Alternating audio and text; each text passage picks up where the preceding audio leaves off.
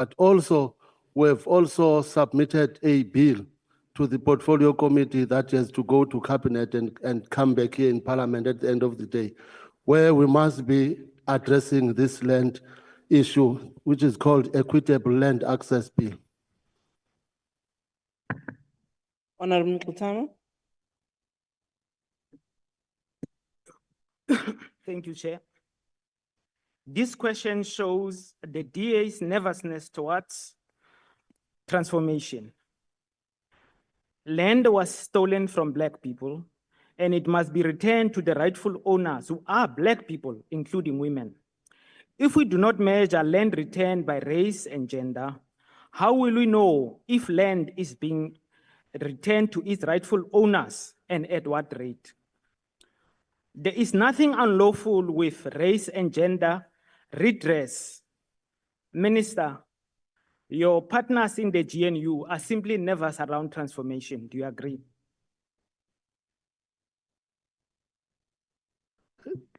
Can you repeat the question, or you are just repeating my answer, which is what I said? No. Honorable Mkutama, the minister asked if you can repeat the question. No, the question is simply this, Minister. There is nothing wrong with race redress. We agree. Now, why are your partners in the GNU, the DA, raising this as a problem? Does it show that you are in government with people who are nervous about transformation and they don't want us to address the race question as it relates to the land question? Thank you. Minister, I hope you have received the question. Thank you, Honorable Speaker. Thank you, Honorable Mkutama. Let me not respond on behalf of my partners, but I agree with you that the transformation must happen and the land must be known who owns what, where in South Africa. Thank you, Honorable Speaker. Thank you.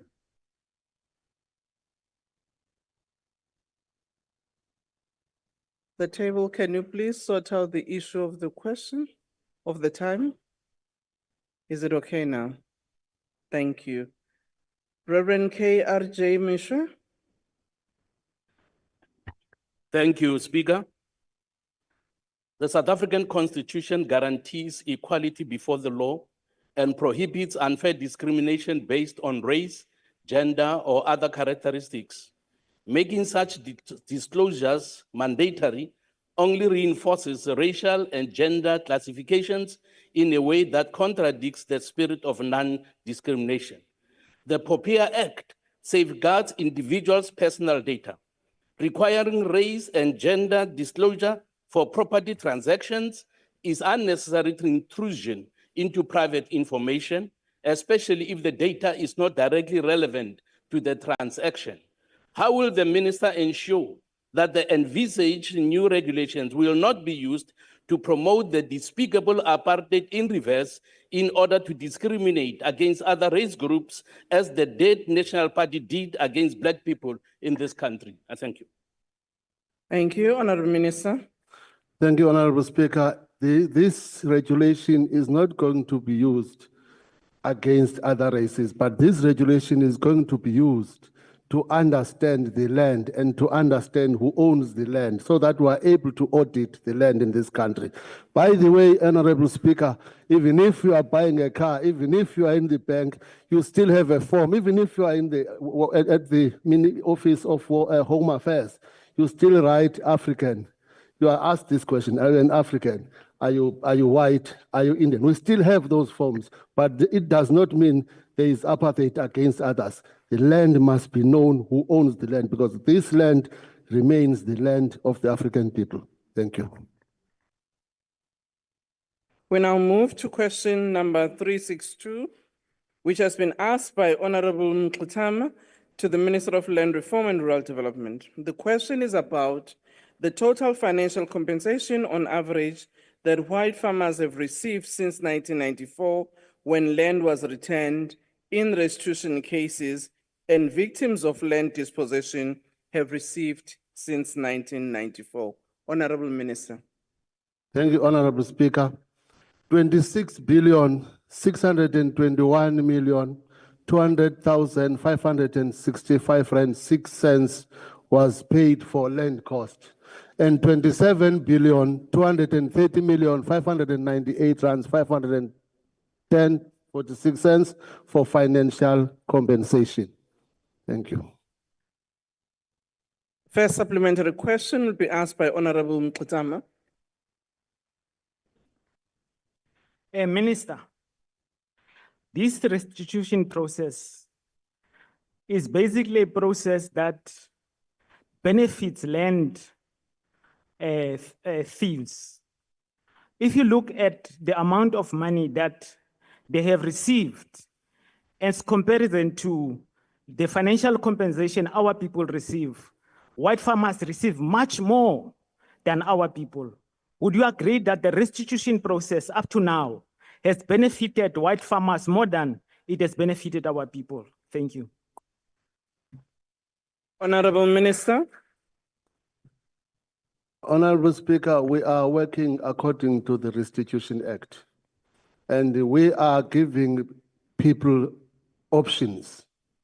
If people are claiming or have lodged a claim, we give them an option whether they are opting for money or they are opting for land. So that is why we've been discouraging people for choosing money over land. Now that they choose money, we give it money because at the end of the day, the decision is theirs. They believe that when we give them money over land, they are benefiting. So I don't agree that it is benefiting previous owners than the current claimants. Thank you, Speaker. The second supplementary question will be asked by Honorable SHM van Wyk. Speaker, ek waardeer die kans. Ons was nou die ander dag, was ons in die Richtersveld en ons het 'n oversight visit daar gedoen, constituency work. En ons weet dat die Richtersveld was die grootste land claim in Suid-Afrika. En meer as 200 miljoen rand is nou al oorgebetaal aan die Richtersveld Investment Holding Company. 50 miljoen van dit was uitgesit vir development. En tot op hede is daar net 1 straat wat gepave gewees het in die Richtersveld. 45 miljoen rand is ook uitgehaal en betaal aan elk skormyn. En absoluut geen cent is van die inwoners sal ontvang in die Richtersveld nie. Minister, ek wil dit ook onder uw aandag bring, dat daar's 'n state-owned farm in soms Delta. Honorable Member, your time is up. If you can just round up, you've got a second. Daar is 'n state-owned farm in Franschhoek, soms Delta. Daar was 'n 65 miljoen rand uitgebetaal aan die plaas vir development. Daar's niks wat daar gebeur nie. Ons mense het nie. Thank you, Honorable Member. Your time is up. Honorable Minister. Honorable Speaker, andimvanga lo mhlekazi. Andiyazi Afrikaans. Is the translation not working? There is translation. Can you assist the Minister with translation? And I will ask the member to summarize his question to the Minister. Speaker. Can we just wait for the Minister to be connected? Okay, Minister. Ons kan Afrikaans fashionable kom maak in die parlement. It's about time.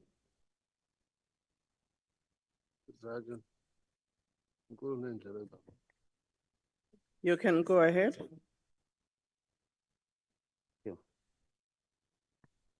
Kan ek begin, Minister? In 2007 was die Richtersveld die grootste landclaim in Suid-Afrika wat gewen gewees het deur ons mense. 200 miljoen rand was uitgebetaal in 2009 vir development in die Richtersveld. 45 miljoen rand was uitgebetaal aan elk skormyn. sodat onze mense kan benefit uit die state-owned mine wat Elkskor is. Tot op hede was daar nog nie 'n sent uitgebetaal aan die inwoners van die Richtersveld nie, minister. En dit was deel van 'n landclaim. Onze mense suffer daar so in die Richtersveld. Hulle bly daar in die hoekie in Suid-Afrika. You have got 9 asof hulle- seconds. Excuse me? You've got 9 seconds. 9 seconds, thank Yes. you. Speaker. Speaker, also in Franschhoek, Soms Delta, we have also a state-owned farm there. 65 million rand was paid out to that farm in 2016. Minister, no development is happening there. There's not even electricity. Honorable Our member, people are your time unemployed. is up. Can I please have an answer? Thank you, Speaker. Thank you. Honorable Minister. Honorable Speaker, the member is saying exactly what I was saying in responding to the honorable member, that we did pay the restitution. And in front of my table, there is no perhaps complaint or concern from these two communities. So if there is, we'll look at that, but he's saying this farm was paid and the money was paid and there's no development. But I'm not sure, I don't think it's a question, Speaker, to me, per se. I think the member's concern is that in respect of Alexco, as he mentions, there were certain compensation money that was paid to the various entities, one of them being Alexco State Mine, with the hope that communities were going to get benefit out of it. And his concern is that till now, nothing has happened. And with respect to Salt Delta, which was one of the SSR projects to strengthening relative rights of communities, again, he said 65 million was paid and no development has happened in the farm. I think it's basically a concern, maybe to you, Minister, to say what needs to happen. Thank you, Honorable Speaker. I will definitely look at it because I've never come across it. But I know that in some areas where we've paid money, we are also bringing Section 42Ds and 42s and make sure that there is development. But with this concern, I'll make a follow-up and look for it because I've never come across with it. Thank you very much, Honorable Minister. Is there a point of order, sir? Yes, Honorable Speaker. I think we are having a challenge here with the minister that is incompetent.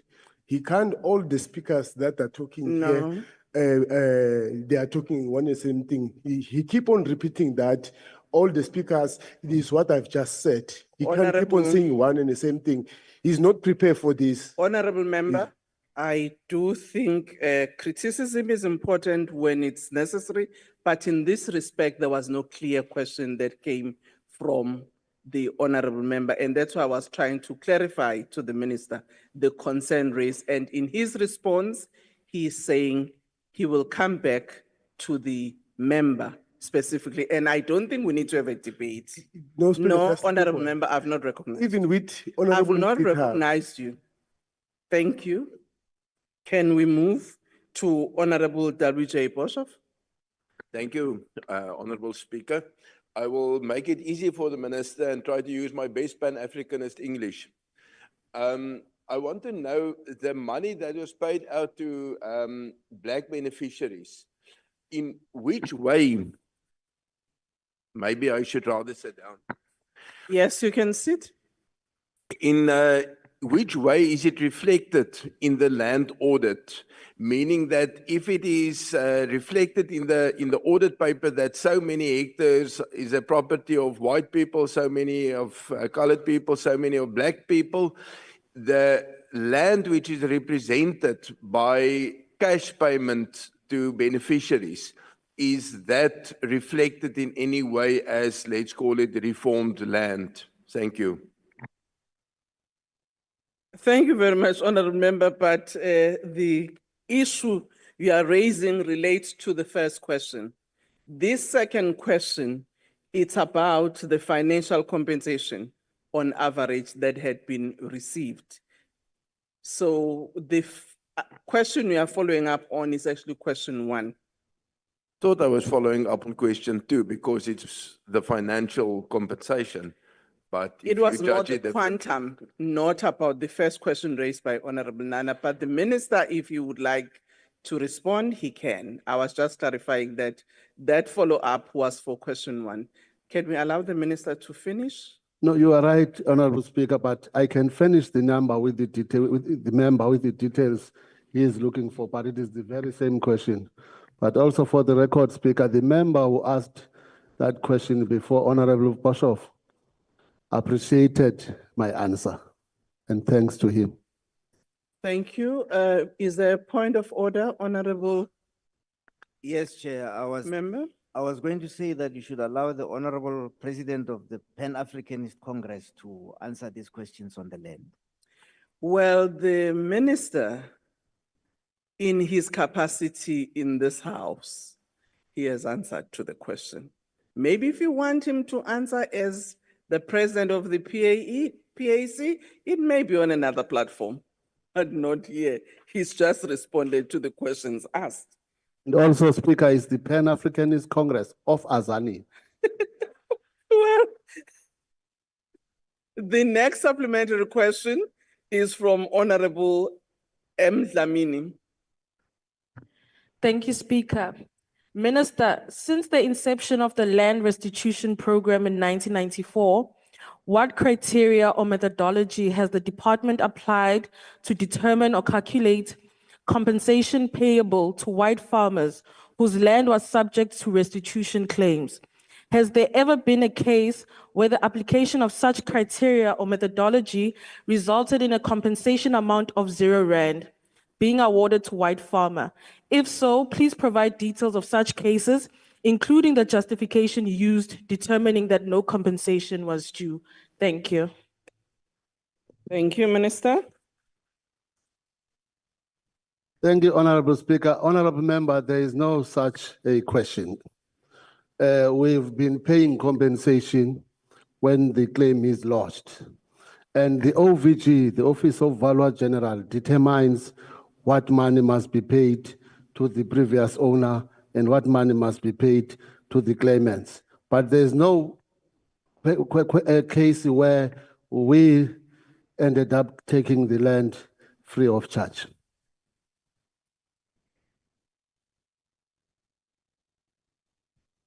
Thank you. Is there a point of order? Yes, it's on a point of order, Honorable Chair. Okay, what's the point of order? Honorable Speaker. Yes.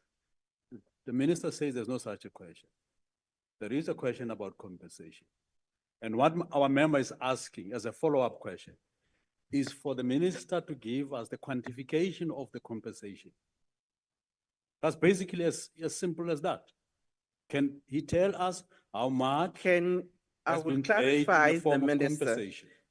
We don't know, Honorable Member, we don't take 2 members at a time for the same question.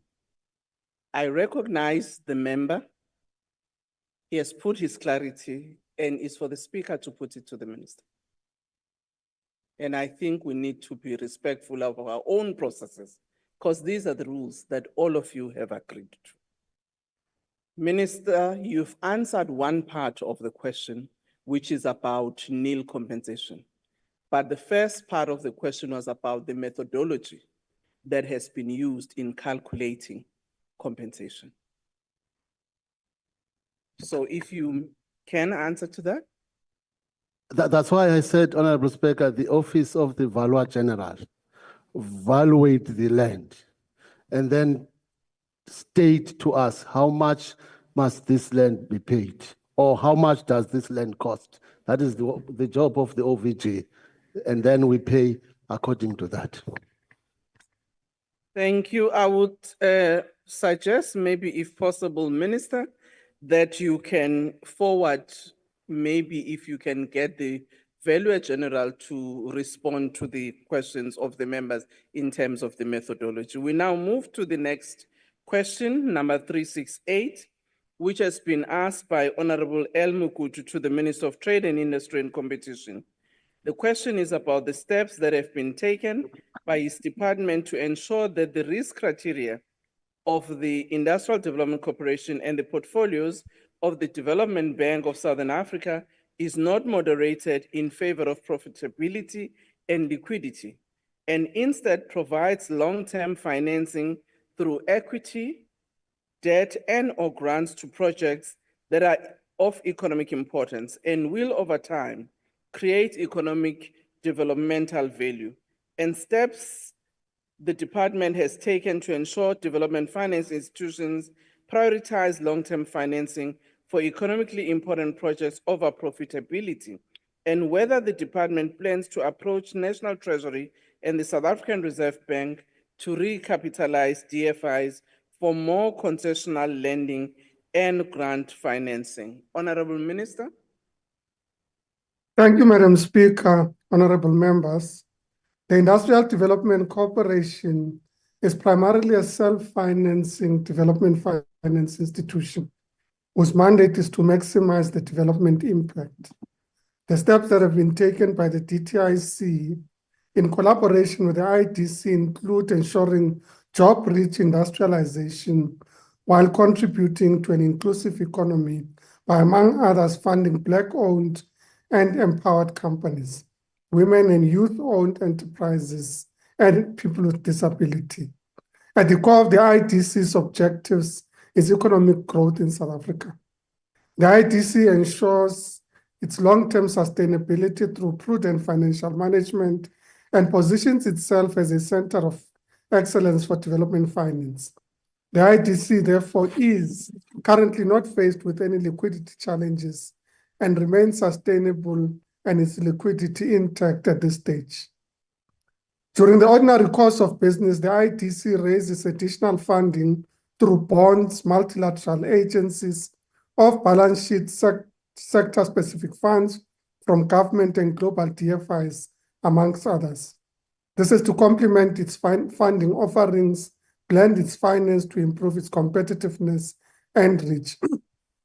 We do intend to approach National Treasury to explore various potential opportunities that may further strengthen the delivery muscle of the DFIs, amongst other possible considerations. Madam Speaker, I take comfort in that the IDC scorecard reflects the concerns raised by Honorable Mukutu. The bulk of the weight as reflected in the scorecard of the IDC is 60% on development effects, amongst others, is to fund and support transformation and industrialization in the country. Thank you very much. Thank you, Honourable Minister. The first supplementary question will be asked by the Honourable Mkutu. Thank you very much. Minister, studies suggest that the classification of IDC and the DBSA as Schedule II public entities compels them to depend on unstable and risk-averse capital markets for funding to lend to industries and firms within the South African economy. Why is your department, Minister, not advocating for the reclassification of IDC and DBSA from Schedule II to Schedule 3B and 3D, thereby ensuring guaranteed financial support from the state for industrial development? Furthermore, Minister, what are the fiscal and monetary policy funding instruments do you think your department could mobilize to enable substantial government funding for IDC and DBSA, reducing their reliance on self-funding and mitigating the vulnerability of loan payback periods and interest rates to capital market fluctuations? Thank you. The Honourable Minister. Thank you very much, and thank you very much, Honourable Mkutu. Let me start by saying that, in fact, we are currently working on proposals that we intend to engage with National Treasury on possible instruments that can be mobilized ultimately to finance or improve the financing of the DFIs. Of course, we're not at a stage at which we can say these models have been agreed to, and it would be premature to report in that regard. Honourable members would recognize that unless these matters are covered in the budget, we would not be able to access them through a budget process. But I am confirming that we are engaging with National Treasury on finding additional solutions to the financing of DFIs. And that would include the way in which you treat the DFIs in relation to possible reclassification and other mechanisms. So I think more than anything else, Honorable Nkutu, the proposals, as you're suggesting, should be put on the table as part of the options under consideration. The second supplementary question will be asked by the Honourable Chance. The total assets of the IDC amount to 155 billion rand, while those of the South African banking sector are close to 8 trillion rand, or 56 times as much. Minister, what steps are you taking to establish closer relations between the IDC and the banks to leverage and de-risk private sector investment, stimulate economic growth and job creation, and yet achieve fiscal prudence? The Honourable Minister. Thank you very much, Deputy Speaker, and thanks to Honourable Chance. I certainly agree that the bulk of capital expenditure and capital raising comes from the private sector. We, as Honourable Chance would have reflected at the Portfolio Committee, have been engaged with the private sector around areas of cooperation and collaboration. The IDC itself works with many of the banks and provides complementary funding and co-funding with some of the banks on some of the instruments that it extends. So the working relationship already exists. Thank you very much. Third supplementary question will be asked by the Honourable Thring. Thank you. Minister, the role of the IDC and the DBSA as DFIs with the focus on sustainable industrialization and inclusive growth cannot be overemphasized. A report released by the Centre for Environmental Rights states that both the IDC and the DBSA, and I quote, fall short of international social, environmental, and governance standards. Minister, the ACDP understands that DFIs fulfill an important role in advancing a more equitable and just society and in growing our industrial base. However, Minister, one of the criticisms leveled against the IDC and DBSA is that it falls short of international governance standards, which are structures designed to ensure accountability, transparency, responsiveness, rule of law, stability, equity, inclusiveness, and broad-based participation. Minister, what has your department done to improve good governance in these two DFIs? Thank you. Honourable Minister. Thank you, Deputy Speaker. Certainly, I would want to see the report the Honourable Member is referring to, but I can confirm that we have been focused on ensuring that we build leadership capacity through the processes of appointing the boards that should be concluded soon, particularly for the IDC. I can't, of course, Minister of Finance can comment on the DBSA. We have appointed a CEO, and in the IDC's annual performance plan, we've included governance indicators as part of the consideration. So through focusing on those governance indicators, we can continue to ensure good governance processes are adhered to. Thank you. The last supplementary question will be asked by the Honourable Shlazu Webster. Thank you, Deputy Speaker. Minister, in your response, you've mentioned and you've alluded to ongoing engagements with National Treasury and a possible reclassification and alternative instruments to finance what you've referred to as GPT-5s. Now, given that township and rural industrial hubs continue to be excluded from mainstream industrial finance due to perceived risk and profitability concerns, if you could answer for us whether there's any proposed instruments that are included to be dedicated as concessional funding for township-based manufacturers or industrialists as a first. And secondly, are you willing to reconsider the risk criteria or to revise the risk criteria for capital allocation frameworks of these DFIs when it comes to township industrialization? The Honourable Minister. Thank you, Deputy Speaker, and thanks, Honourable Webster. Let's start with the issue of risk. I don't think that we should place ourselves in a situation where, in fact, we do not have prudent financial systems in our operations. What we do need to do to mitigate that problem is through funding or through finding blended financing models where we can provide equity and other mechanisms of ensuring that we de-risk some of the elements of the risk that would be considered. So instead of reducing the prudent financial management systems and considerations by the banks, which would be, of course, the DFIs in this instance, we should de-risk it through different instruments. We have created the Black Industrialist Fund as one of the mechanisms through which enterprises can gain access, including township-based enterprises. And through the Transformation Fund that we are currently engaged on public consultation on, provision has been made for a focused attention on township and rural-based enterprises. Thank you very much. Thank you, Honourable Minister. Question number 432 has been asked by the Honourable Nolochungu to the Minister of Transport. The question is about the grounds for the court interdict against the South African Revenue Services in the Road Accident Fund versus Commissioner for South African Revenue Service case and steps being taken to recover funds deducted by SARS despite the interdict. The Honourable Minister. Thank you very much, Deputy Speaker. With your permission, I'll remain seated so that I'm audible. The Road Accident Fund is funded by the Road Accident Fund levies, which are levied in terms of the Customs and Excise Act of 1964. The dispute between RAF and the Revenue Services is about diesel refunds claimed by Eskom in terms of the Customs and Excise Act.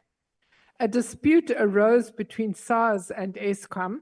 SARS and Eskom then entered into a settlement agreement in terms of which SARS contends it is obliged to pay Eskom an amount of approximately 5.1 billion rand, which it would then deduct from the RAF. The RAF declared a dispute in terms of the Intergovernmental Relationship Framework Act number 13 of 2005, and despite this, SARS has deducted the first tranche of approximately 1.2 billion from the Road Accident Fund. The Road Accident Fund approached the court for relief, and an interim interdict was granted against the first respondent in the following terms. Firstly, the first respondent is interdicted and prohibited from deducting the amount of 5.1 billion or any part thereof from the first respondent, in other words, from the Road Accident Fund. SARS will still be entitled to make other statutory deductions which are not related to the 5.1 billion that is in dispute. The interim interdict set out in paragraph 4 thereof will remain operative until such time as the dispute that was declared by the applicant and the first respondent in terms of Section 41 of the Intergovernmental Framework Act has been resolved or the process has been terminated. The process to be followed in terms of the Intergovernmental Relations Framework Act must be finalized within 45 days from the date of this judgment. If the dispute is not resolved, then the applicant, in other words, the Road Accident Fund, will be entitled to institute proceedings against SARS to prohibit it from deducting or recouping the 5.1 billion. In terms of question B, this interdict is an interim interdict. Once the merits of the case have been considered by the court, the department will then comply with the final decisions of the court order. Thank you very much. I've been informed that the Honourable Mokwele will take charge of the first question on behalf of the Honourable Nolochungu. In accordance with Rule 137 sub 10A, I now recognize the Honourable Mokwele. Thank you very much, Chair. Minister, SARS has unlawfully deducted 3 billion from the Road Accident Fund, an entity that falls under your oversight, and did so in direct contravention of the court order. This illegal action has severely undermined RAF's ability to pay claims and meet its 180-day turnaround target. Why has the minister remained silent on this matter and failed to publicly or institutionally defend RAF and its CEO against SARS unlawful conduct? That's the main question. I heard what you said, but the main question is your silence towards this matter in terms of this matter being in your department being SARS. Thank you very much. The Honourable Minister. Thank you very much, Honourable Member. As I said, this is an interim order. The courts have not yet ruled on the merits of the case. Once they have done so, we will take further action. The second supplementary question will be asked by the Honourable Sitole. Thank you, Deputy Speaker. Honourable Minister, has there been any consequences for SARS disregarding of the court order? And if so, what steps has the RAF taken to hold SARS accountable for contempt of court or other remedies? I thank you. The Honourable Minister. I think the interim order sets out very clearly what relief the Road Accident Fund can achieve in this situation, and it prevents SARS from further deductions. This process must run the 45 days of the intergovernmental dispute as determined by the court.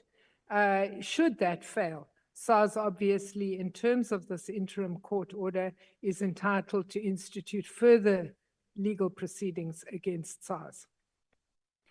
The third supplementary question will be asked by the Honourable Hansinger. Thank you, House Chair. In another legal brawl of the RAF, the High Court in Pretoria dismissed the RAF's fourth legal challenge against the AG. This last one relating to the fund's 2020-21 annual financial results.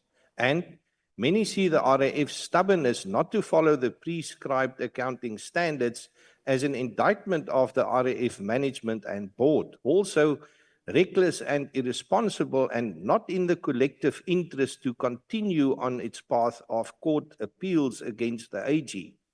Do you think, Minister, it is fair to utilize taxpayer money for these seemingly pointless yet planned judicial challenges? The Honourable Minister.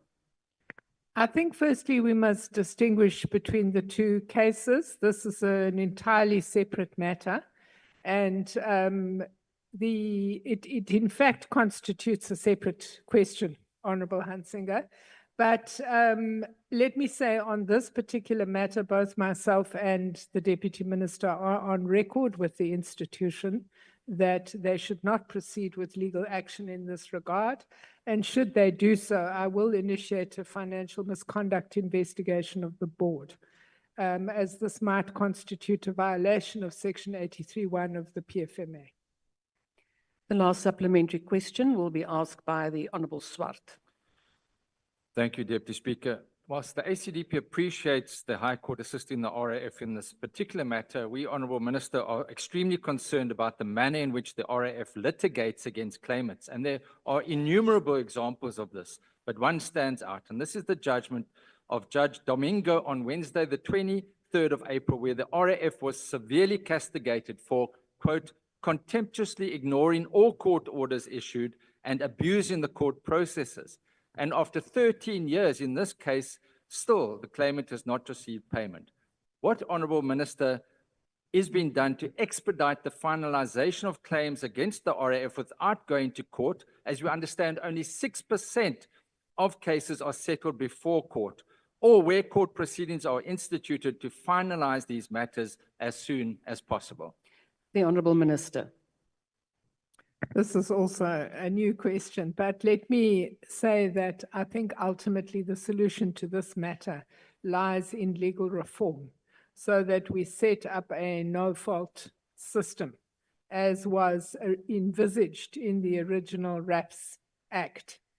It is my intention to, once we have been through necessary processes, to bring a bill before this Assembly that would institute a no-fault process, so that where there there are not grounds for legal legal proceedings. Claimants should be able to claim and be settled on the basis of known compensation and on a no-fault basis. I think that this would be most helpful. With regard to the backlog of cases, Deputy Minister has been meeting with the Deputy Minister of Justice, and in most of the jurisdictions of the Department of Justice, we've managed to get court dates and to clear the backlog. We still have difficulties in Gauteng, and we are working on those difficulties because we don't think it's acceptable that claimants wait for 5 years to get a court hearing. Thank you. Thank you, Honourable Minister. Question number 386 has been asked by the Honourable Mkwangu to the Minister of Land Reform and Rural Development. The question is about how the department will ensure juristic persons provide demographic data, including race, during land transactions, and steps the department will take to implement this policy in KwaZulu-Natal, considering the province's unique communal land ownership structures. The Honourable Minister. Thank you, Deputy Speaker. The mandatory implementation of Regulation 18, subsection 4, L form, and the deeds registration system will prevent any deed of transfer that does not comply with the new requirement that juristic persons must provide demographic data, including race, during land transactions. 2, the law in South Africa applies to all provinces, and a communal land bill is currently being developed to address a communal land administration matters. Thank you, Deputy Speaker. I've been informed that the Honourable Hadebe will take charge of the first question on behalf of the Honourable Mkwangu in accordance with Rule 137, sub 10A. I now recognise the Honourable Hadebe. Thank you so much, Honourable Deputy Speaker. Honourable Minister, what specific mechanisms or systems will be put in place to verify the accuracy or authenticity of the demographic data submitted by juristic persons during land transactions? Thank you. The Honourable Minister. Thank you, Honourable Speaker. The form compels the person to divulge every detail, whether it's ID number or the race, or whether it's a foreign or a local person. With that, we are going to be able to know that this data is legitimate. The second supplementary question will be asked by the Honourable Marara. Thank you, Honourable Deputy Speaker.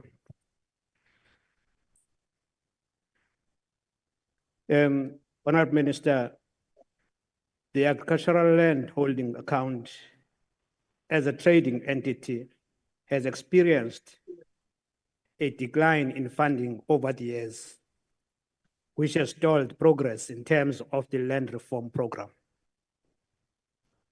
What steps are being taken to improve the balance sheet of Allah in order to improve the pace of land reform to a acceptable level?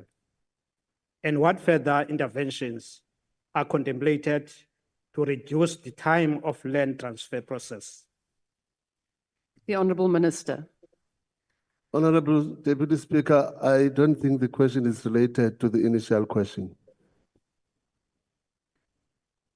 We will then continue. Honourable Member, I would suggest that you take the matter up with the Minister at a later point. Thank you. The third supplementary question will be asked by the Honourable Madikizela. Thank you, Deputy Speaker.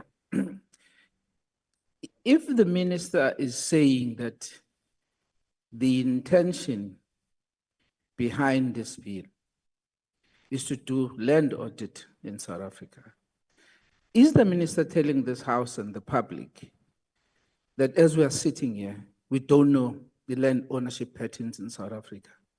If so, why has it taken so long for us to know that? The Honourable Minister. the intention is to know, thank you, Honorable Speaker, the intention is to know who owns the land in South Africa. And also it is true, Honorable Speaker, that as things stand, it is difficult to know exactly who owns the land in South Africa. Hence this regulation. And even this regulation, Honorable Speaker, is saying we must register land ownership, but not register retrospectively. Yes, that is true. The last supplementary question will be asked by the Honorable Ghana.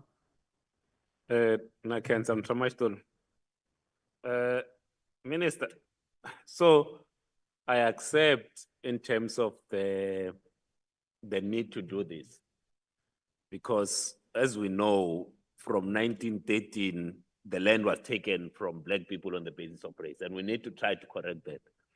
But in instances where, as we have seen with other schemes or other initiatives in government, that you might inadvertently have a situation of fronting in the acquisition and transfer of land. Has your department worked or come up with a mechanism to deal with the fronting that we see in other spaces, where now you have got a company that's called Sonke Sizwe, but then the owners themselves are not the ones that can pronounce Sonke Sizwe? So how are you going to deal with this particular issue in the transfer? Honourable member on... Please ensure that you are muted. Honourable Shongwe. Honourable Shongwe, please mute yourself. Honourable Ghana, your time has also expired. The Honourable Minister. Thank you, Honourable Deputy Speaker. Yes, Honourable Member, hence this Regulation 18, subsection 4, L form. Because in that form, you must divulge. For example, now, land at some point is owned by companies, and you don't even know them. And at some point, it is owned by private people who do not even reside in South Africa. So this form is going to tell us exactly where to transfer the land through the conveyances, of course, and then we will know that who owns the land in South Africa. Thank you. Thank you, Honourable Minister. We now move on to question number 369, which has been asked by the Honourable Sapu to the Minister of Science, Technology and Innovation. The question is about specific plans that are currently in place to enhance the capacity of the technical and vocational education and training sector, the fields of science and technology, and steps the department intend to take to address potential skill gaps to promote innovation. The Honourable Minister. Thank you very much, Honourable Deputy Speaker, and thanks to Honourable Sapo for the question.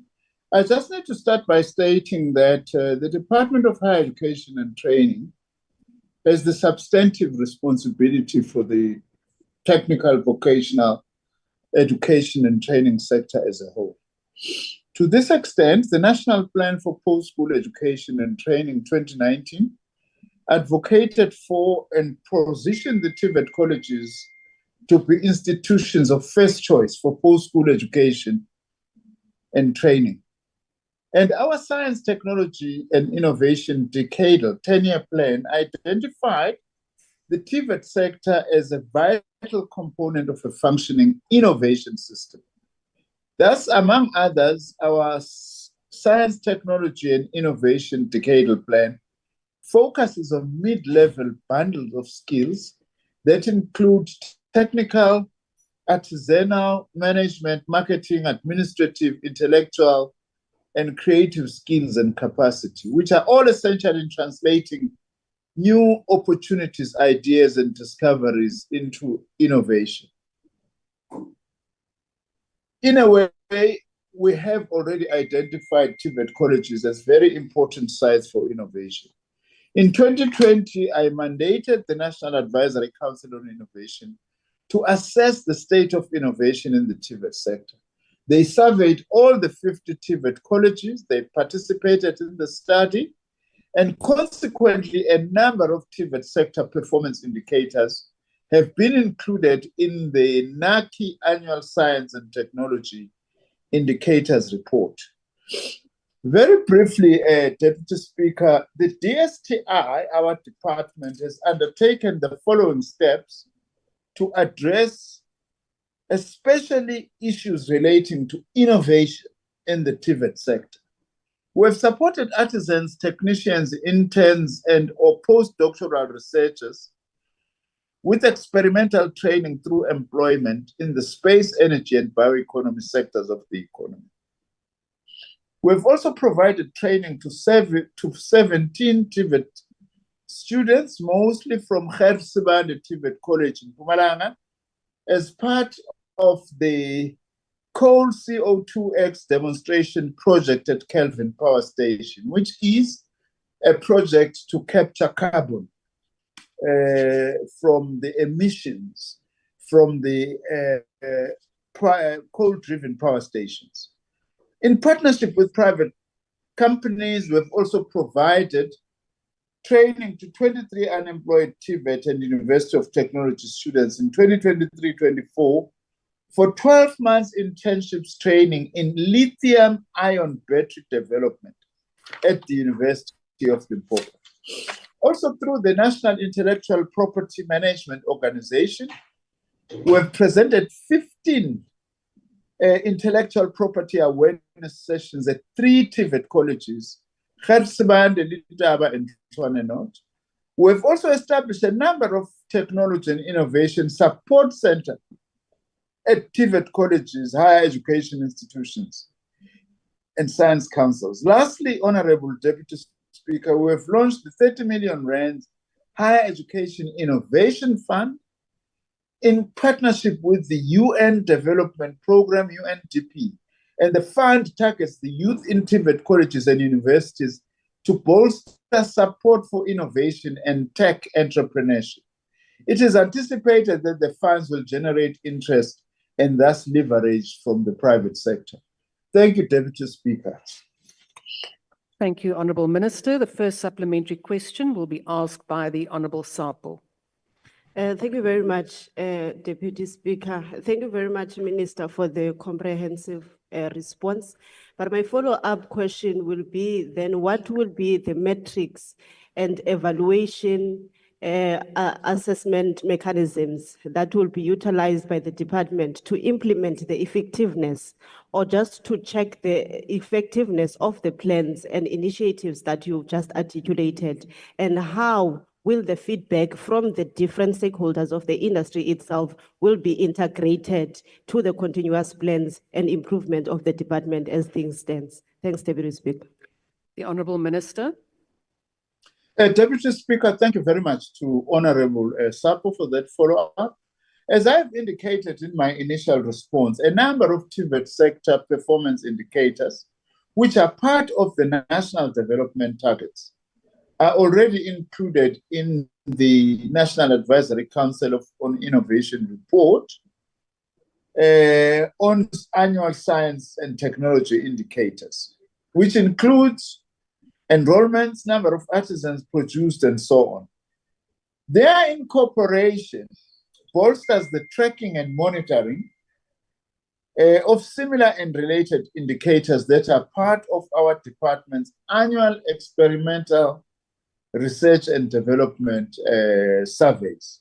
I would also like to say that our department has also commissioned other periodic review studies with employer and industry stakeholders on the initiatives already outlined in my primary answer to further strengthen the TVET sector's capacity in science, technology, and innovation. We are of the view, Chair, that TVET colleges should not just be the center for mid-level skills training, but they have got huge potential to become centers of innovation themselves. And that is our intervention as this department in support of the TVET college sector in this regard. Thank you, Honourable Deputy Speaker. Thank you, Honourable Minister. The second supplementary question will be asked by Honourable Tembekwayo. Thank you for this opportunity. Minister, in light of innovations in curriculum development, particularly within TVET programs. How does your department plan to incorporate micro-credentials as flexible learning pathways? Furthermore, if implemented effectively, how would micro-credentials benefit learners in terms of employability, recognition of skills, and access to lifelong learning opportunities? Thank you. The Honorable Minister. Thank you very much, Honorable Deputy Speaker. In fact, Honorable Tembewayo is raising a very important matter of micro-credentials. Obviously, this is a task that would be led by the Department of Higher Education and Training, because micro-credentials are becoming more fashionable.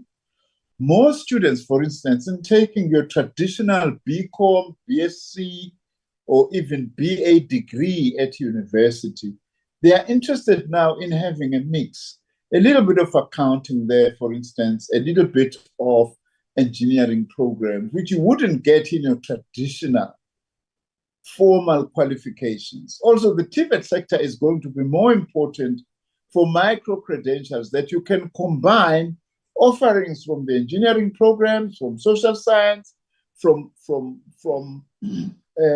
commercial, in order to be able to pull those together to become new kind of more relevant qualifications.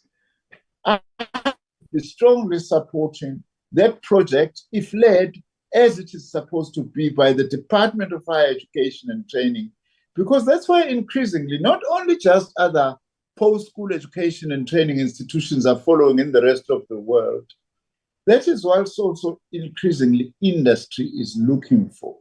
Multi-qualified, multitasked individuals who are able to operate across a whole range of areas that relate to the needs of the modern economy that we are seeking to build. So I'm just underlining that the issue of micro-credentials, Honorable Tembewayo is raising a very important matter. Thank you very much, Honorable Deputy Speaker.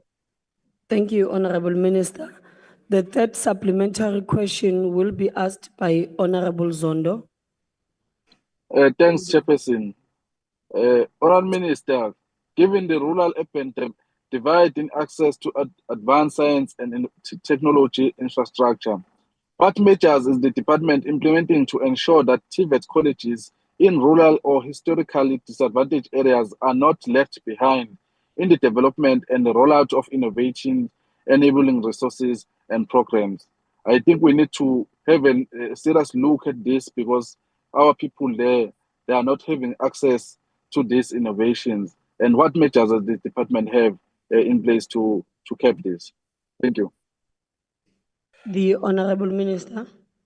Thank you very much, Honorable House Chair. And thanks to Honorable Mtiani again for an important matter that he's raising. Mtiani, let me just answer this with very concrete examples. For instance, some of the programs that my department has, working together with basic education, is to support computer labs in some of our schools. The numbers are still very minimal, but they are very important. And in this project, we put in computer labs of about 20 or 30 students for use by 20 or 30 students at any one time, and we are focusing on rural schools. We are merely just converting containers and then putting in the relevant infrastructure, IT infrastructure, as part of making sure that from as early as possible, some of this we are putting in primary schools, rural kids are able to interact with modern computer and other IT kind technologies. We also put Wi-Fi systems. We intend to expand this. I've had a very good meeting with the Minister of Basic Education, because this is important and we are still going to prioritize rural areas. I also want to make an example that the Department of Higher Education and Training, I am aware, is also targeted some of their TVET colleges to become IT centers. For instance, the first major IT hub that's going to be created, which we are partnering with, is the Msinga campus, which is the first campus in Msinga, by the way, of a TVET college, which has already been identified to be a high-level computer and other innovation kind of linkages. So as our department, we are really Honorable prioritizing Minister, rural your time areas. has Thank you very expired. much. Thank you. The last supplementary question will be asked by Honorable Kobe. Thank you, House Chair. Minister, we welcome the significant initiatives that are aimed at addressing the skills gap in the science and technology sectors at TVET colleges.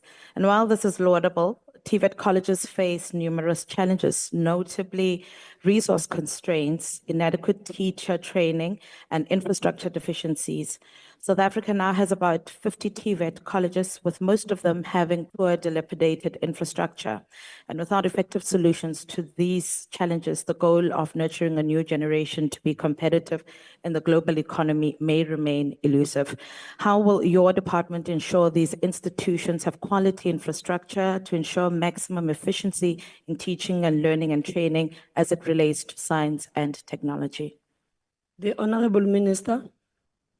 Thank you, Honorable House Chair. As I had actually indicated, by the way, the issue of the state of our TVET colleges and their resourcing and all that is the function of primarily the Department of Higher Education and Training. It's not our responsibility. I also hope that these questions will be posed to my colleague, the Minister of Higher Education and Training, who can be able to provide much more substantive answers. Our intervention is very specific. It's on matters relating to science, technology, and in particular, innovation. I have already highlighted how we are, for instance, introducing computer labs creatively and through innovation using the containers, for instance, which sometimes are not, people do not see them as important, so that we are able to do this. One of the other things that we are also exploring is to not have these computer labs in fixed containers, but also to look at mobile science, technology, and innovation facilities so that we are able to move these, say, in a particular district in a rural municipalities, such that more schools than when this thing is located only in one school. Even located in one school, we have also been engaging the relevant district structures of education to say, in a particular school, if we have actually installed a computer lab, they must also work together with the other schools. On our part, we will do our best to support the Department of Higher Education and Training, but also to support our innovation agenda in this regard. Thank you very much, Honorable House Chair. Thank you, Honorable Minister. We move to question 414, has been asked by Honorable R.W.T. Chance to the Minister of Trade, Industry and Competition. The question is whether the Minister has found that the majority of the submissions regarding the Transformation Fund recommend a different approach to supporting small to medium enterprises, and if so, whether the Minister is willing to reconsider the fund's concept to ensure it effectively supports economic growth and job creation. The Honorable Minister. Thank you, Honorable House Chair. The public commentary period has been extended to the 28th of May 2025. Once all submissions have been received, the department will conduct a detailed analysis with the aim of strengthening the Transformation Fund implementation. I wish to reiterate, the aim of the Transformation Fund is to aggregate the enterprise and supplier development and equity equivalent investment funds in support of transformation and enhancing the sustainability of Black-owned enterprises in the economy. This provides an opportunity for the 7th administration, working with the private sector, to increase the effective economic participation of Black-owned and managed enterprises, including small, medium, and micro enterprises and cooperatives, and to enhance their access to financial and non-financial support in line with the requirements of the B-BBEE Act. Through the Transformation Fund, we maintain this principle of establishing partnerships between established businesses and emerging businesses, as well as diversification of suppliers within the value chains as contained in the codes. Particular attention will be given to businesses owned by women, youth, and people living with disabilities. There will also be a focused attention on township-based enterprises and rural-based enterprises. As the member will be aware, on the 30th of May, the DTIC will be presenting to the Portfolio Committee on the Transformation Fund. In addition, the department is conducting stakeholder consultations, which includes the business breakfast led by the Deputy President that was attended by over 1,500 people, both physically and on live stream. Members are also welcome to submit comments on the draft concept document. Thank you very much. Thank you. The first supplementary question will be asked by Honorable Chance. The Transformation Fund has been conceived as a means of implementing the provisions of the BEE Act. Yet, a recent Ipsos poll revealed that less than half of South Africans believe that the government should even continue with BEE. Minister, the Portfolio Committee's report on your department's second and third quarter performance recommends, and I quote, initiating a review into the effectiveness of BBBEE regulations and its impact on investment, business growth, job creation, innovation, new market entrants, and the levels of competitiveness in the economy. When will you initiate this review, and can you commit to ensuring it is independent of the BEE Commission, which has a vested interest in retaining the status quo? Thank you, Honorable Chance. I should reiterate that the primary responsibility of the Executive Authority and the Ministry is in relation to policy and policy review, and it is not the primary responsibility of the Commission per se. Will we leverage and get input from the Commission? Certainly we do. They have institutional knowledge, capacity, and research that would be invaluable in any process of review. However, I should re-emphasize the point that the fundamental problem in South Africa is the historic subjugation of Black people and women in this country. And this government has a responsibility to ensure redress and to ensure that we emancipate those historically disadvantaged. Thank you. Thank you, Honorable Minister. The second supplementary question will be asked by Honorable Musikatsi. Thank you, House Chair.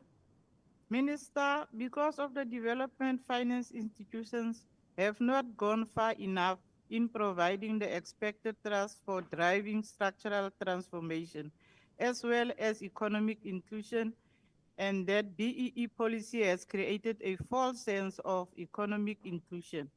What nouns lessons pertaining the provisioning of finance and the accompanying non-financial support has this department drawn from their incentive schemes it offers, including but not certainly not limited to the Black Industrial Scheme, the Manufacturing Competitiveness Enhancement Program, and the Automotive Investment Scheme to ensure that Transformation Fund adequately promotes diversification, investment, employment creation, entry, and expansion, which are all essential for structural transformation Honorable and economic Musikatsi, inclusion. your time has expired. Thank you, Chairperson.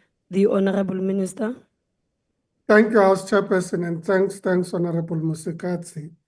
Firstly, to reiterate the points that are raised by the Honorable Member, indicating the various efforts and initiatives within the public sector to ensure that we are able to achieve transformation. And this includes instruments that relate to financing through grants, through loans, through equity structures that we create and blended financing structures that are provided to ensure that we're able to increase access to financing for those that are beneficiaries of the transformation initiatives of government. And the Transformation Fund is intended to supplement and complement these initiatives. The reality is that in terms of the BBBEE Act, companies make provision for enterprise and supplier development. What we're intending to do with the Transformation Fund is to bring together both public and private sector initiatives with regards to ESD funding and ensure that we have at scale and integrated efforts that would enhance the transformation initiatives of this country, but also ensure that this is complemented through skills development and, of course, leveraging of the employment equity initiatives that are run by the Department of Labor and Employment. Thank you very much. Thank you. The third supplementary question will be asked by Honorable Gama. Thank you very much, Honorable Minister. What's in a name? One day we have Operation Pakisa, another day we have Operation Vulindlela. Could we now say that this new transformation fund might replace the Black Industrialist program? We hope not. Can you share with us the progress with the Black Industrialist program? How far are we with that program, which was initiated by President Zuma? Why has that program seemed to be slowing down or being discontinued instead of showing continuity to a program which particularly targets Black entrepreneurs who have been defined historically and by the GNU outside of the formal economy? The Honorable Minister. Thank you very much, Honorable Gama. No, it is not just about a name. It is about a transformation fund that seeks to aggregate various efforts as indicated earlier. Does it replace the Black Industrialist program? No, it doesn't. In fact, it enhances the Black Industrialist program and complements it in many ways. And no, certainly it is not slowing down. Thank you very much. Thank you. The last supplementary question will be asked by Honorable Tambo.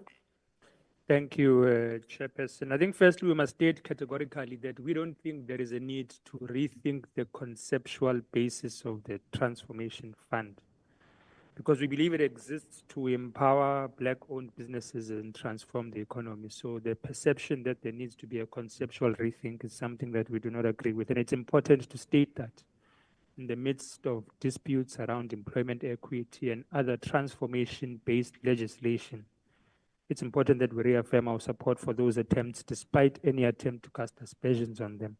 The question is my question to the Minister is, what are the short to medium-term targets of the Transformation Fund as it pertains to empowerment? And what are the specific areas of business and industry that the Transformation Fund will focus on developing? Thank you, Chair. Thank you. The Honorable Minister. Thank you very much, Honorable Tambo. Thanks, Honorable House Chair. Indeed, we welcome the comments that support the concept note with regards to the Transformation Fund. And indeed, we continue to welcome submissions on how this, in terms of design and implementation, can be enhanced. And we are reaching out to various stakeholders, including the honorable members, to contribute in this regard. And yes, certainly there has been concerted efforts in certain quarters to vilify and cast aspersions on the fund, even at the point at which we're still at the concept stage and we're still at the design stage.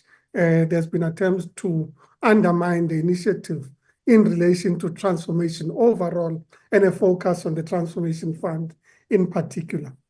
The Transformation Fund is intended to focus on a number of issues. The first is about spatial transformation. So township and rural areas would be focus areas in terms of the Transformation Fund. It would also focus on ensuring that enterprises, Black-owned enterprises, participate in mainstream development in the industrial value chain, so that they don't just participate at the level of what you'd call side stream activities, which is where currently the bulk of the funding goes, but we ensure that Black enterprises are able to participate in the mainstream of the enterprises. We would look at sectors that are focused on growth and development, particularly those sectors that would complement the industrial policy that we're currently finalizing and the growth plan that we'll be presenting. Thank you very much. Thank you, Honorable Minister. We move to question 370, which has been asked by Honorable Lelanga to the Minister of Public Works and Infrastructure.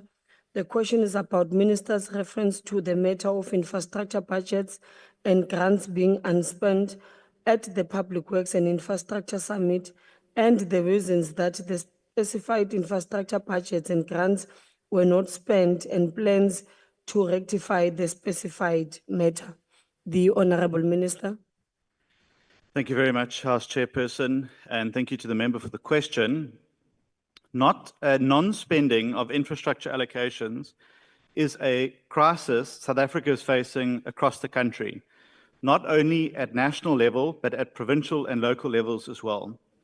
Budgets that remain unspent at the end of the day affect the poorest of the poor the most, who desperately need access to bridges, water, electricity, and roads. In my opinion, it's an indictment across all government levels that this occurs. However, this is not something that has magically appeared at the commencement of the 7th administration, but has been a systematic issue for decades. To give an indication of the level of this crisis we are facing in infrastructure spending, in the 2023-24 financial year, at provincial level, 496 million rand, or nearly R500 million, was surrendered to Treasury, while 1 billion rand was rolled over to the next financial year. The largest surrenderer was from the informal settlements upgrading partnerships for provinces, where 309 million rand was surrendered and 270 million rand rolled over across all 9 provinces. The Human Settlements Development Grant between all the provinces amounted to 99 million rand being surrendered in the previous financial year as well.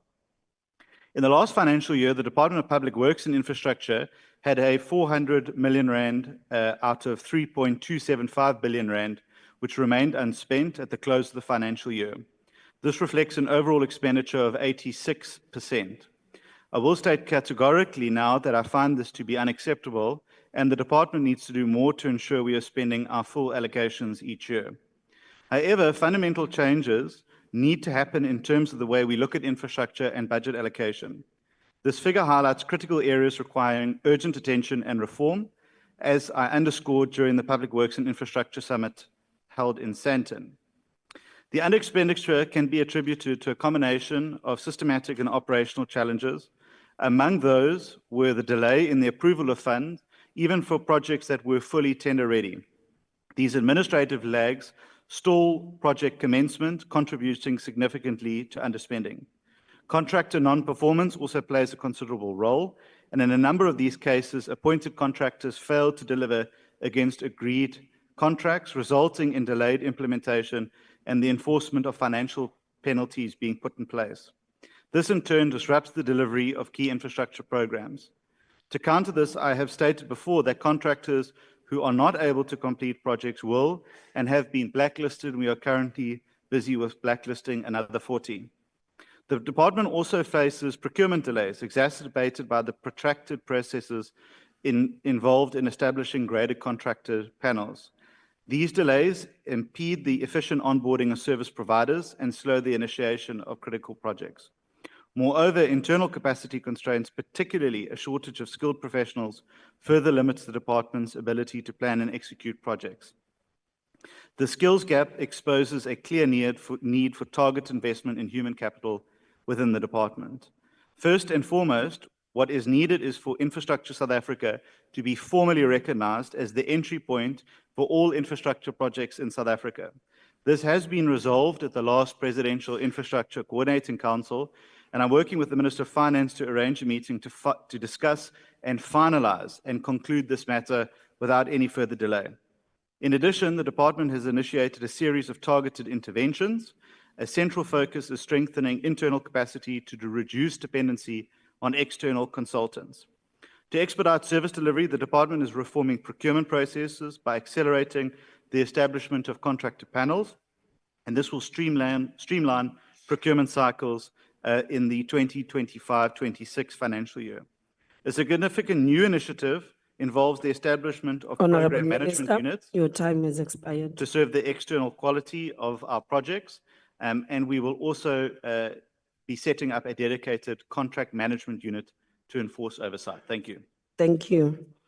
I have been informed that the Honorable S. Mahlangu will take charge of the question on behalf of Honorable M. Dlelanga in accordance with Rule 137, Roman figure 10A. I now recognize Honorable S. Mahlangu. Thank you very much, House Chair. The follow-up question to the Minister: how does the Minister and/or the Department intend to create a climate of confidence, which is the opposite to public distrust, which exists because of the inability of the Department to develop infrastructure to meet service delivery demands? And what partnership have you and the Department developed with the private sector for infrastructure investment? Thank you very much. Honorable Minister. Thank you very much, Honourable Member. Well, I think that confidence in the department and in the construction sector is improving. We've seen the barometers that for the last 3 quarters improve quarter on quarter, and that shows me that we're headed in the right direction. Of course, it's over a low base, but it is improvement nonetheless. One of the key things that we've also had to deal with is the stoppages of contracts. Now, I know some members in the House want to argue whether construction mafia are legitimate or illegitimate, but the reality is that since November last year, we have arrested 240 individuals that have sought to stop our projects, as well as in some major listed companies have seen an 80% reduction in lost construction hours due to stoppages. So that confidence is being built out, and we've got a lot more work to do. The private sector is absolutely critical in the work that we do, and I often meet with private sector companies to make sure that they fully understand what it is that we are doing, and that we are working in partnership with them to be able to develop and fulfill our mandate. But I must again stress, Honourable Member, that the department is not responsible for the major infrastructure projects that one might look in the public and say, is that public works and infrastructure? On the infrastructure side, we are the coordinating body that plans and packages infrastructure projects with clients and with partners. I would love us to do a lot more, and that is the purpose behind the full establishment of Infrastructure South Africa. And again, I hope in time to come very soon, meeting with the Minister of Finance, we'll be able to conclude their role so that they can play a bigger role in implementing infrastructure projects. Because where they are involved, we see excellence, we see on-time delivery, we see good partnerships between them and the private sector. And I'm convinced that we can build a lot more with Infrastructure South Africa at the center and focus of it. Thank you. Thank you. The second supplementary question will be asked by Honorable Marais. Thank you, House Chairperson. Minister, in light of the unspent infrastructure allocations, do you think the current way in which infrastructure funding is set up is succeeding, especially considering the failure of many local municipalities to fully spend their allocation and poor track record in infrastructure build? Minister. Honourable Marais, thank you for the question. I think that there is a crisis of infrastructure delivery and capacity in local government across the country. In the vast majority of municipalities across this country, you can go there and you will see that infrastructure is in an advanced state of collapse and disrepair. And unless we fix that and target that, things are not going to change. That's why we are piloting something called the Adopt a Municipality, where we are working with 4 municipalities, which we will be launching this Friday in Pretoria, where Infrastructure South Africa will work as an implementing agent with those municipalities. So they will ring fence those municipal infrastructure grants, and they will work with them to make sure that they are spent and delivered on time and on budget. But the reality is that municipalities have to prioritize spending towards infrastructure.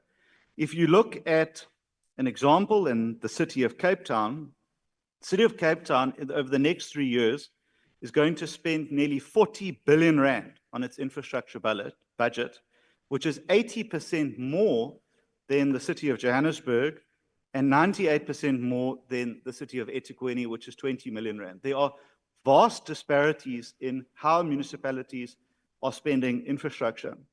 I have pointed out to the City of Johannesburg, they have a backlog of 250 billion rand to fix their infrastructure, but the infrastructure budget for this year is 7.5 billion rand. It's simply not going to fix anything. So municipalities have to be encouraged to reprioritize and restructure their budgets towards fixing infrastructure, because if we don't, those continual declines are going to take place. We would love to work with them. We want to work with them. We are going to announce more of that at the Symposium for Sustainable Infrastructure at the end of the month as well. Thank you. Thank you. Before I move to the next question, honorable members, can all members, when you ask your question, indicate when you are done? Because I see the remainder of minutes here and I'm thinking maybe you've paused to drink water or do something, and yet you are done and you have not indicated that you are done, so we cannot then proceed when we are all quiet. Thank you. The third supplementary question will be asked by Honorable Gama.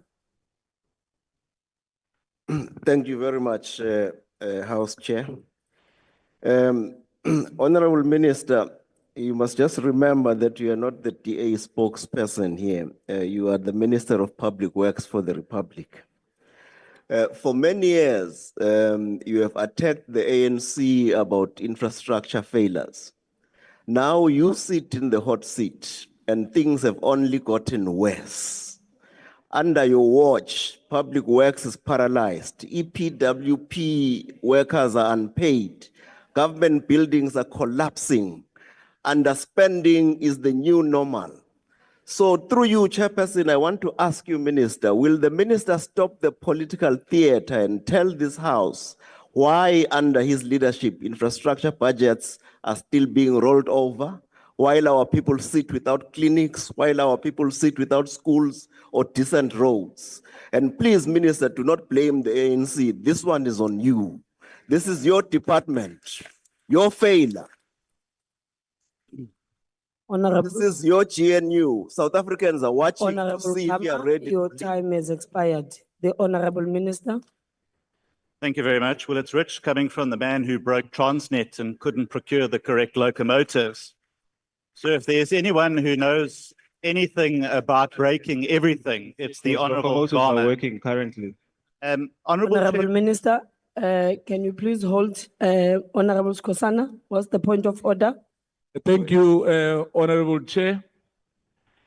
As usual, the Minister. Honorable Skosana, what is the point of order? The point of order is that is irrelevant. What he's just spoken about here, he must tell his people there in his farm. Honorable Skosana, that's not a point of order. Honorable Minister, please continue. Thank you. I think it's entirely relevant what Honorable Gama inflicted on this country and how he broke a state-owned entity that was entirely Honorable important Minister, to the functioning please of our hold. economy. Honorable Mulife, what is the point of order?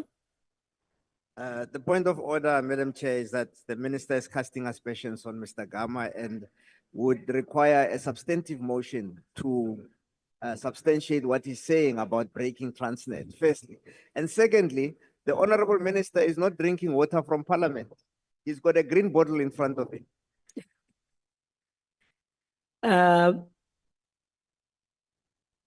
Thank you. And it's even more rich coming from the guy who Honorable- broke the passenger rail I have association not as provided well. you an So, opportunity to speak. you know, Honorable Minister. if we want to talk about breaking anything, Honorable Minister. there's a party filled with breakers. Honorable Minister.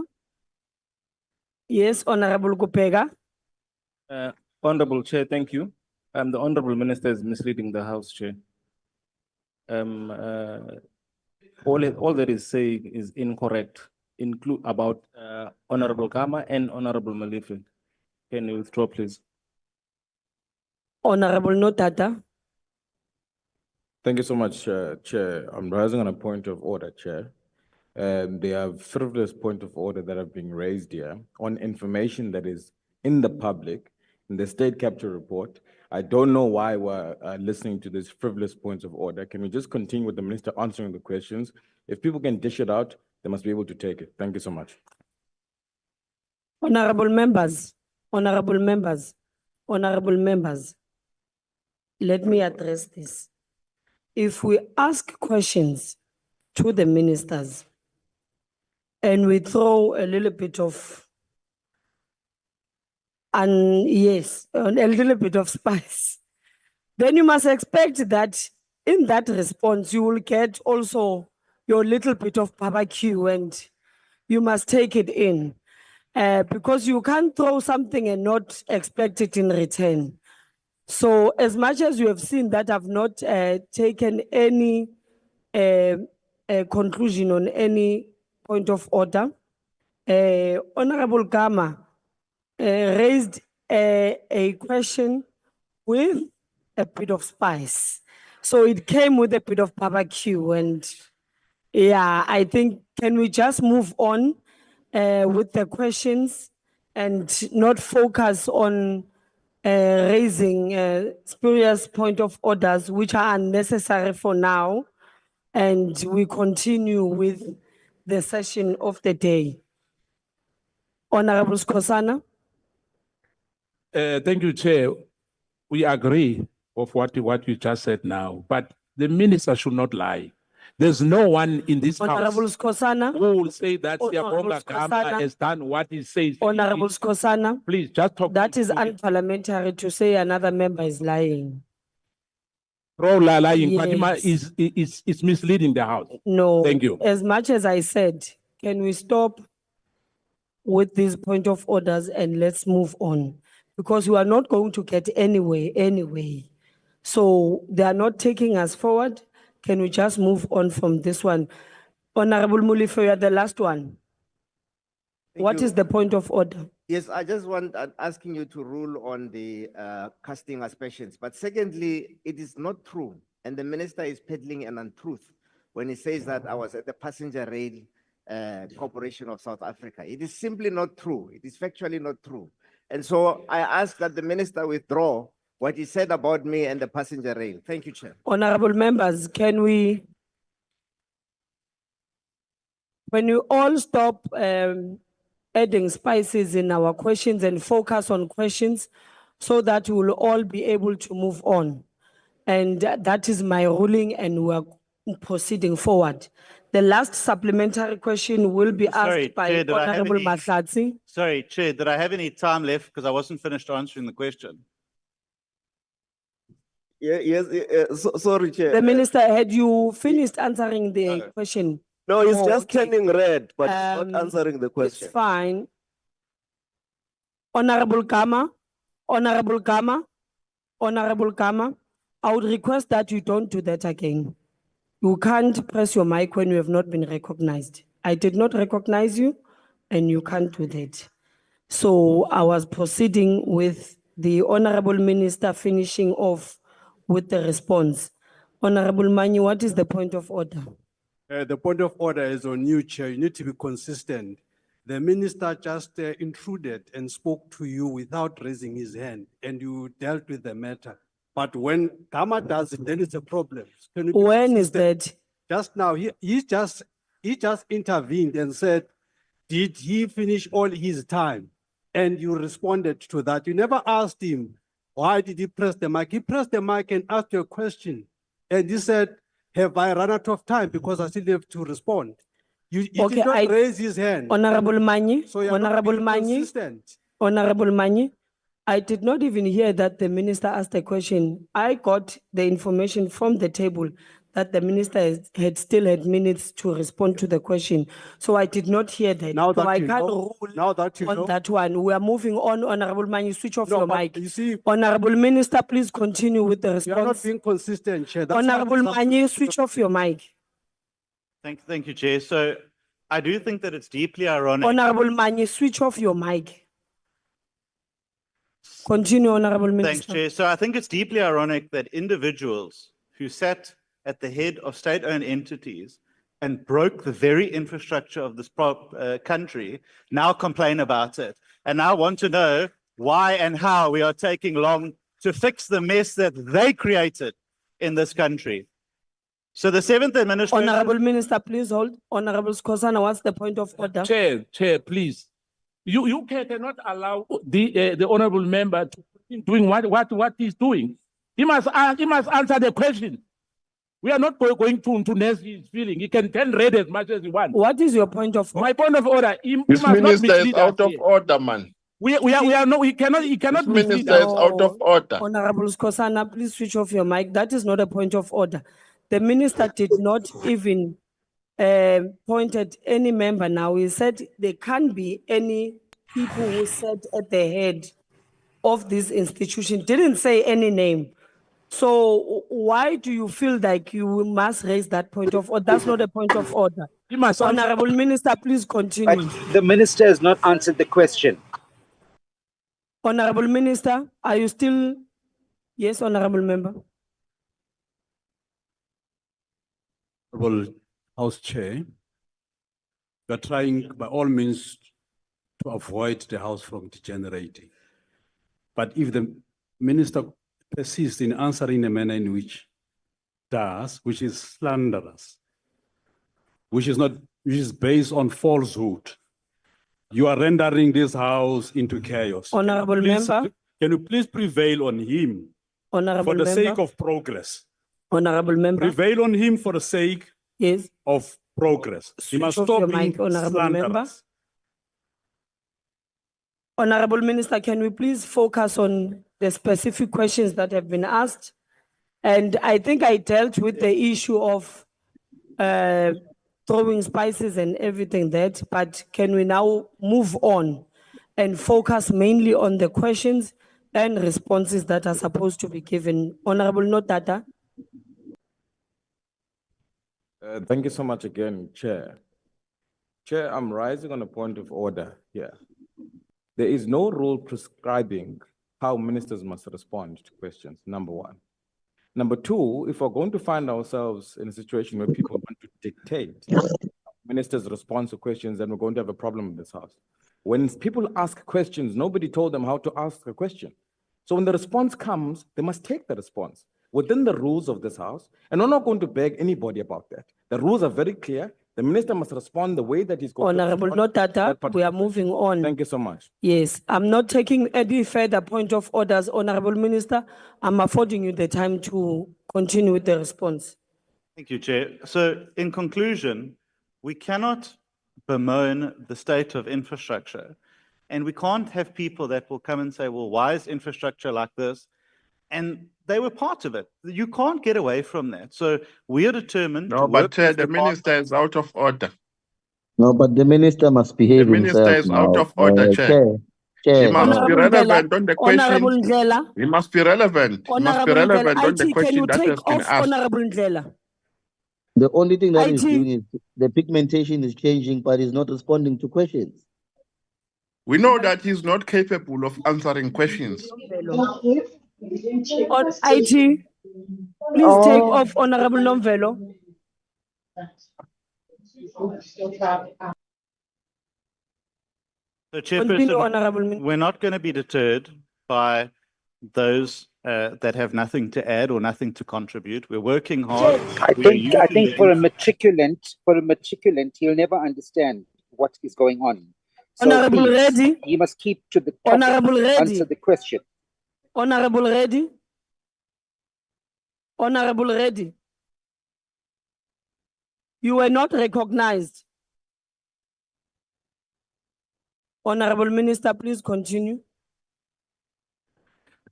I could just turn on the mic. You see, I just turn on the mic and they've got something to say. So anyway, so Chair, we're not going to be distracted or disheartened by their negativity. We're going to work hard. We're going to work hard with our colleagues. We're going to make sure that we fix what is broken in this country, and we'll do so without fear or favor. Thank you.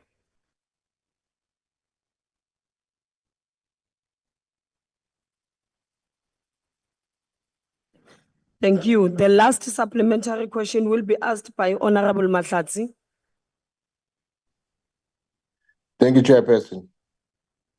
Minister, Given that the department's underspending its infrastructure budget, yet KZN Provincial Office issued a letter on the 7th of April indicating that numerous infrastructure project for KZN Department of Education has been placed on hold due to unresolved payment challenges. How does the department justify underspending in light of the stalled but budgeted project? And what immediate steps are being taken to resolve the payment impasse to safeguard the future of affected service providers who were last paid six months ago in November 2024? Kanimambo. Honorable Minister. Thank you, Honorable House Chair. That's got nothing to do with the Department of Public Works and Infrastructure. The Honorable Member should direct that to the KZN Department and Minister. KZN Minister. Provincial Government. Thank you. Minister. Chairperson. Honorable Maglatse, do you have a point of order? Yeah, I do have a point of order. I think he's out of order. The minister is out of order. Yeah, no, that's an opinion. The minister has It's an answered the opinion, question. but I'm asking this question because I want this question to be answered. It is the Yeah. Department of Public Works that suspended the Thank you. project. So I Thank want you, to know why the Honorable department. Member. The minister has indicated that, well, has answered, you're within your rights not to be satisfied. That was the last supplementary question. Honorable members, question number 422 has been asked by the Honorable Mashabela to the Minister of Tourism. The question is about the progress that has been made in filling vacant positions in the department, considering the underspending of 4.5 million in the compensation of employees. I now recognize the Honorable Minister. Thank you, Honorable House Chair. The Minister of Public Service and Administration issued a directive on the implementation of control measures aimed at assisting executive authorities in managing fiscal sustainability during the process of creating and filling vacant posts in departments, as communicated in Circular 49 of 2023, effective until 31st March 2024. The department has received the directive and the concurrence for the recruitment process of 25 posts during the financial year 24-25. And we're only left with 8 posts, and all of them are at an advanced stage out of the 25 approved by the minister. The first post is the DDG Corporate Services interview stage, Administrative Support and Coordination interview stage, Parliamentary and Cabinet Support shortlisting stage. We received over 4,000 applications. Transport Services recruitment stage, Registry Clerks shortlisting stage, and then Food Service Aid also at interview stage. I will provide the Honourable Member with a list and dates when the 17 out of the 25 approved posts were filled. I thank you. Thank you, Honourable Members. We've been informed that the Honourable Mkalipi will take charge of the first question in terms of Rule 3710A. Danko, House Chair, Minister. As much as you provide that the public administration is seized with the matter of filling vacancies, but on the 26th of November 2024, the committee brought to your attention that the department's vacancy rate has escalated significantly from 11.6% to 35.4%. This is particularly concerning for a department that has frequently positioned itself as a champion of job creation and economic recovery. Can the minister confirm whether this vacancy rate has since been addressed and whether any form of consequences management has been applied to those accountable for the failure to fill these critical positions in a timely manner? Thank you, Chair. Honourable Minister. Thank you, House Chair. The vacancy rate as of the 1st of April 2024 The beginning of the financial year was 10.9%. And after filling the 17 posts during the financial year of 24-25, and because of other reasons, the vacancy rate is at 13.2% and not 35%. Once we fill the outstanding 8 posts, the vacancy rate will be at 11.6%. And we have to take in consideration employee turnover with transfers out of the department, other terminations. They all have an impact on the vacancy rate, but it is at 11.6%. Thank you. The second supplementary question will be asked by the Honorable Hlongu. Thank you very much. Order. The minister didn't answer the second part of the question. Yes, Honorable Mkalipi, but you're here long enough to also know that supplementary questions are supposed to be confined to one portion only. Minister, you did have, I think, about a minute left. Do you want to take a stab at the second part? What was the second part? Can she repeat it, please, Honorable House Chair? Yeah, we have this problem of minister sleeping on their job, Chair. I'm asking if is anyone have been taken into task failing to fill this critical position in the department? Which position? No. The one that you also confirmed that you are sitting at 11%. Honorable Mkalipi, let's not create a conversation. She's asking and I'm answering. Yes, thank you. She also said, according to an understanding, they are 11%. And you are saying that no, is not true. But okay, let us just agree with her. Okay, Honorable Mkalipi, been thank taken you. to task about this 11% position that has not been filled by the department. Honorable Minister, I think the second part dealt with whether there was consequence management, maybe for failures to advertise and to proactively try to fill vacancies. Not consequence management, Honorable House Chair, but we have reviewed the procedures, the standing operating procedures of filling vacant posts. And I interacted with the HR department myself. And part of what we are struggling with is Honorable Minister, just hold on. I have I think the Deputy Minister of Finance, who I would think must be busy with other things at the moment, like drafting budgets. Honorable Dr. David Masondo, please just mute yourself. My apologies, Honorable Minister. Thank you, Honorable House Chair. House Chair, I did interact with the HR department to find out what is the delays and what is causing the delays. And one of the issues is that when you advertise one post, you can easily get up to 10,000 applications. And I have now advised that instead of trying to get a short list out of 10,000 applications, that we must turn to technology to help us to sift through those 10,000 applications. Currently, it's being done manually, and that's part of the delay. But we are working to see how we can use technology to make the HR department more efficient and effective. I thank you, Chairperson. Thank you. Honorable Hlongu. Thank you, Chair. Minister, what measures is the department putting in place to curb underspending in all its program going forward? Thank you. Honorable Minister. Thank you, House Chair, and to the Honorable Member. We report to the Portfolio Committee of Parliament on a quarterly basis on our spend. And where we have fallen below the actual projected spend, what then happens is that we must then report to the Portfolio Committee what remedial action we are taking. And that is on a record.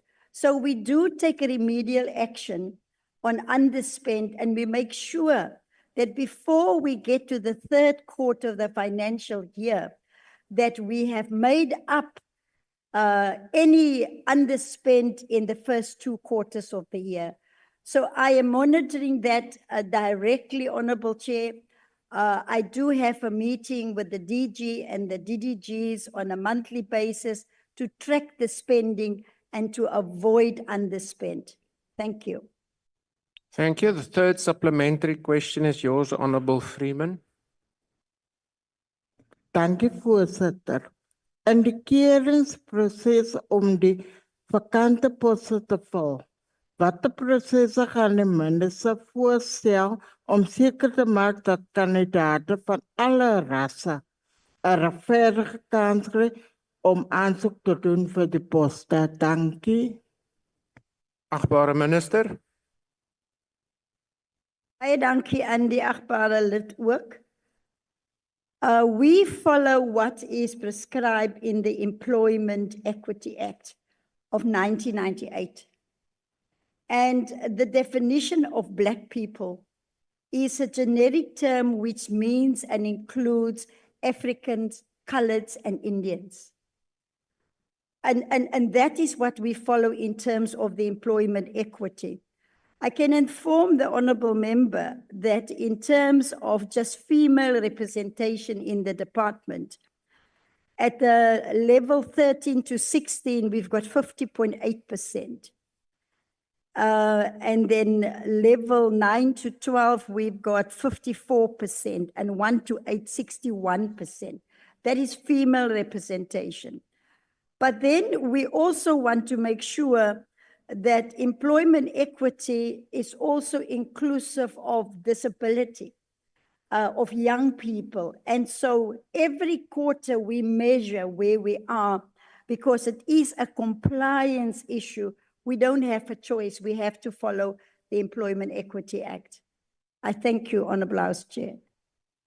Thank you, honourable members. The last supplementary question will be asked by the Honourable Van der Merwe. Thank you so much, House Chairperson. Honourable Minister, you've just mentioned meeting several targets, but South Africa faces a youth unemployment crisis, and we also know that persons with disabilities are often locked out of the economy and unable to access opportunities. So considering this, what initiatives has your department championed to ensure that you make job opportunities within your department available to young people? And also, you've mentioned persons with disabilities, but is your department meeting the minimum target that government sets for the employment of persons with disabilities? If not, why not? Thank you. Thank you, Honourable Minister. Thank you, Honourable House Chair. If I recall correctly, the target for disability within government is 2%. We are currently at 3.5% when it comes to disabled people.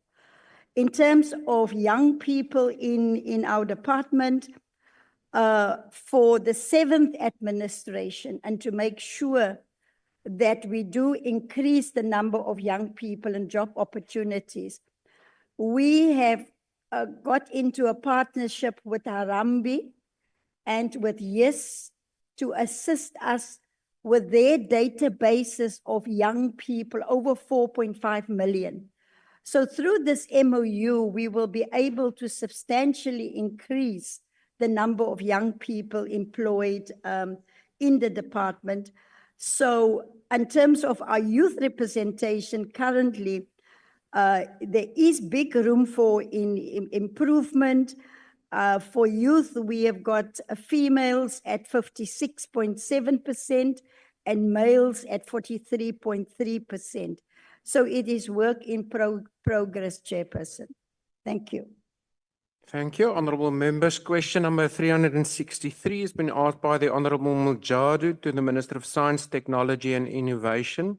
The question is about the total amount of funding that has been disbursed to priority research areas such as telecommunications, pandemic preparedness and fourth industrial revolution technologies over the past 2 years, and the reasons that the public continues to underfund transformative science. The Honourable the Minister. Thank you very much, Honourable House Chair, and thanks to Honourable Mjadu. The answer to the question is that roughly 60% of the total budget of the Department of Science, Technology and Innovation is spent on research. To illustrate, our department funds research through its entities such as the National Research Foundation and through programs such as the South African Research Chairs Initiative. DSTI has also disbursed funding of 244 million rands over the past 2 years to information and communications technologies related research, 100 million rands to health innovation, 92 million rands to the bioeconomy strategy, and 71 million rands to the advanced manufacturing technology strategies over the past 2 years. Indirect funding for research also takes place via, for instance, the current South African National Integrated Cyber Infrastructure System, including the Center for High Performance Computing, which has been funded by 412 million rands over the past 5 years. A very important facility for the country, by the way, which can also be used by government. The South African National Research Network was funded for 560 million rands over the past 5 years. And the data-intensive research infrastructure of Southern Africa has been funded to the tune of 383 million rands over the past 5 years. In addition, our department has dispersed 60 million rands over the past year to the National Research Foundation for something very important where our president is also playing a leading role, to the Institute for Pandemic Preparedness and Prevention. Science tells us COVID-19 is not the last pandemic we are going to have. We are still going to have a number of other pandemics with climate change. The main reasons for the underfunding of the science, technology, and innovation system relates to challenges with the development of human capabilities, especially the throughput in terms of from schooling to university to colleges of science, technology, engineering, and mathematical fields, as well as inadequate investment by South African business. To illustrate, in BRICS nations like China, India, and Russia, transformative research is predominantly funded by the private sector.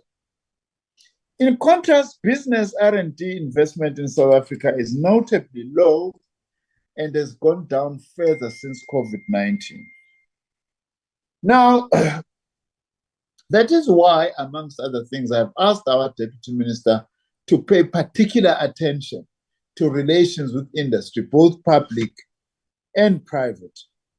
Also in South Africa, the COVID-19 pandemic exacerbated this trend, as I have said, with decline in investment into research and development for our country.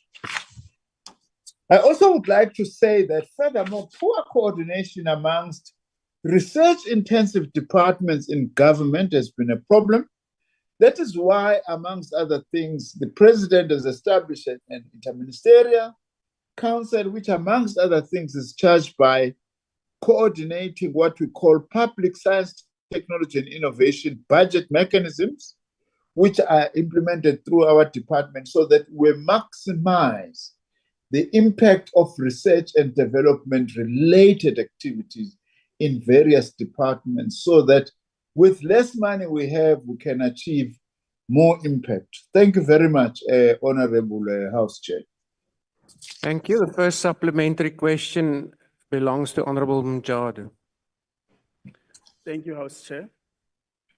Minister, given the ongoing underfunding of research and development compared to both its own targets and investment of BRICS partners such as China, 2.4% of GDP, Brazil, 1.3%, and India is 0.7%, but increasing. Can the minister provide a detailed breakdown of how much funding has been redirected away from science and innovation to other government priorities over the past 5 years? Furthermore, does the minister acknowledge that this chronic underinvestment entrenches South Africa's dependence on foreign technology and perpetuate economic exclusion? And if so, what immediate radical step will the department takes to relocate budget and force the 1.5% GDP target and ensure that priority sectors like fourth industrial revolution and pandemic preparedness receive decisive funding rather than empty promises? Thank you. Honorable Minister.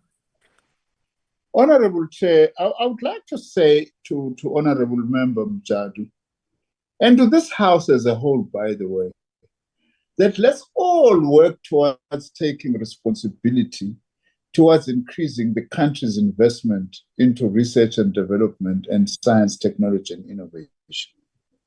Let's try and not be tempted to stand against each other, because this is in the interest of all our country. I would expect members of parliament, all of them, to be champions for increasing investment into research and development and science, technology, and innovation, because that's the future of our country.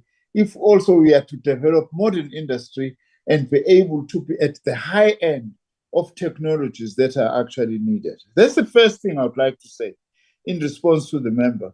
The second thing is that I cannot be able to provide a detailed 5-year breakdown of what he's asking for, because that was not in the original question. I'm happy to do that as part of a follow-up questions to me. All what I am actually prepared to say is just to compare this proposed budget. Well, the original, we are still going to be getting a new budget 3.0, as some people are saying. But in terms of the budget that was presented, my budget was cut from 9.4 billion to 9 billion. I hope that it doesn't get cut even further, because we cannot justify being a country like South Africa with relatively advanced economy not to be investing in research and development. But over the past 5 years, I'm prepared to go back, and I'm happy to give the member an explicit answer. Lastly, on the issue of exclusion, we are working very hard to actually ensure that everybody. Thank you, Honorable Minister. Your time has unfortunately expired now. House Chair. Honorable Mchunu, you have the opportunity to ask a second supplementary question. Thank you, House Chair. Honorable Minister, in the light of the stagnant economic growth, the ongoing trade wars' impact on foreign investment, and the current levels of research and development funding, how realistic is the goal of reaching the 1.5 target within the set time frame, and what specific mitigating strategies are being implemented to overcome these economic and geopolitical challenges to secure sustainable financing for transformative science? Thank you. Honorable Minister.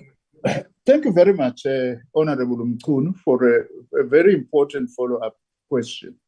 I think that the first thing I just want to say very quickly is that if we continue with business as usual, we are not going to reach the 1.1% spend on GDP on R&D in 2024 and 1.5 by 2030.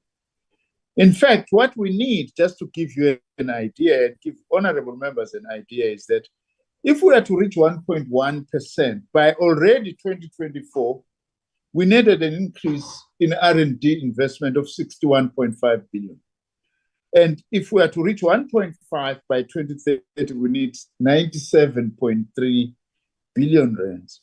So to actually then answer the question straight is that we need to be looking creatively at all means of raising more money, deepening partnerships with business, deepening partnerships with the BRICS countries in particular, and also deepening partnerships with countries in the EU, as well as other friends, genuine friends of South Africa, who are not just going to cut budgets anyhow and at their will. If we can deepen that relationship, we will then be able to actually be able to raise more money. To conclude, public-private partnerships, we also need to establish a national science, technology, and innovation fund that is ring-fenced. And indeed, we are working with Treasury as well as the Department of Planning, Monitoring and Evaluation and other relevant sector departments to align planning and funding priorities in order to enhance spending on science, technology and innovation. Thank you, House Chair. Thank you, Minister. Honorable Matsone, you have the third opportunity. Thank you, House Chairperson Horn. Minister, given that Japan has an unemployment rate of 2.58% in comparison to South Africa's astronomically high 31.9%, making us the unfortunate world leaders in this regard, and Japan spends 3.7% of its GDP on R&D in comparison to our 0.62%, and also given the fact that Japan remains one of the wealthiest countries in the world, should we not be looking to models used by Japan and other similar nations to grow the economy and lower unemployment through innovation and development? Honorable Minister. Thank you very much, Honorable House Chair, and thanks to Honorable Matsone. In fact, what Honorable Matsone is raising is something that's fundamental, and in many ways obvious, though, that there is a very deep relationship between our levels of economic growth and development and investment into science and technology. For instance, before COVID, our investment, GDP investment into R&D was at 0.79%, just under 0.8%. And we thought we were drifting nicely towards 1.1 and so on. But with COVID, we've gone down to 0.6, and it's largely business. The public sector has not really reduced, although from the fiscus, we would need more money. So there is a relationship, in fact, because if you look at countries like Japan, or if you look at a country like China, for instance, the reason why it's able to invest what it is investing is because of the relationship between science, technology, and innovation and economic development. The more economic development you have, the more resources we are able to unleash. But also, you need to unleash and invest in science and technology in order to realize further economic growth and development. So these two things are deeply interlinked. Therefore, our challenge in this country is to grow the economy by investing more in science, technology, and innovation. And my argument is that we mustn't say because we are in economic crisis and then lessen the investment in science, technology, and innovation, because that has got huge benefit in terms of growing and developing our economy. Thank you very much, Honorable House Chair. Thank you. Honorable Boshoff, you have the last opportunity to ask a supplementary question. Thank you, Honorable Chair and Honorable Minister. If I understood you correctly on the answer, on your original answer, you said that the main problem for the underspending is the unavailability of people, of human capital, human resources to deal with that. Now, I want to ask you, is it then necessary to have something like racial targets or quotas if we don't have enough people in the first place? I also have a perception that South Africa is not very competitive in terms of remuneration. If you compare us to other countries in BRICS or in the West, doesn't matter because they have stronger currencies, and that we actually struggle to keep the people with the relevant skills and knowledge. Thank you. Honorable Minister. Thanks, Honorable House Chair, and thanks to Honorable Boshoff. You know, Honorable Boshoff, there's an easier way to answer your question, which is the truth, is that with almost 400 years of colonialism prior to 1994, what we are dealing with is the legacy of all that. We are also dealing with what I call the Verwoerdian curse, that Black people are not incapable of doing maths and science, and therefore they were excluded. My own economics lecturer at University of Zululand in 1976, a Professor Fourie, said, 150 first-year students in economics, too many of you, because Black people can't be economists. Your Black power that we are shouting is only good behind the spade. That is actually the impact that we are dealing with now. That's why what you call racial quotas, it's not racial quotas. there was deliberately exclusion of the majority of the people, especially in the science, technology, and innovation. How else do you redress that other than focus on the previously marginalized to be able to be taken to a level that is actually necessary for us as a country to be able to develop? I noticed, by the way, Honorable Chair, that there is of late a huge offensive against affirmative action and other transformation measures. As far as I'm concerned, we need to fight that, because all what it is doing is wanting to take Black people to the darkest days of apartheid. Thank you, Honorable House Chair. Thank you, Minister. Honorable members, question number 371. Is there a point of order?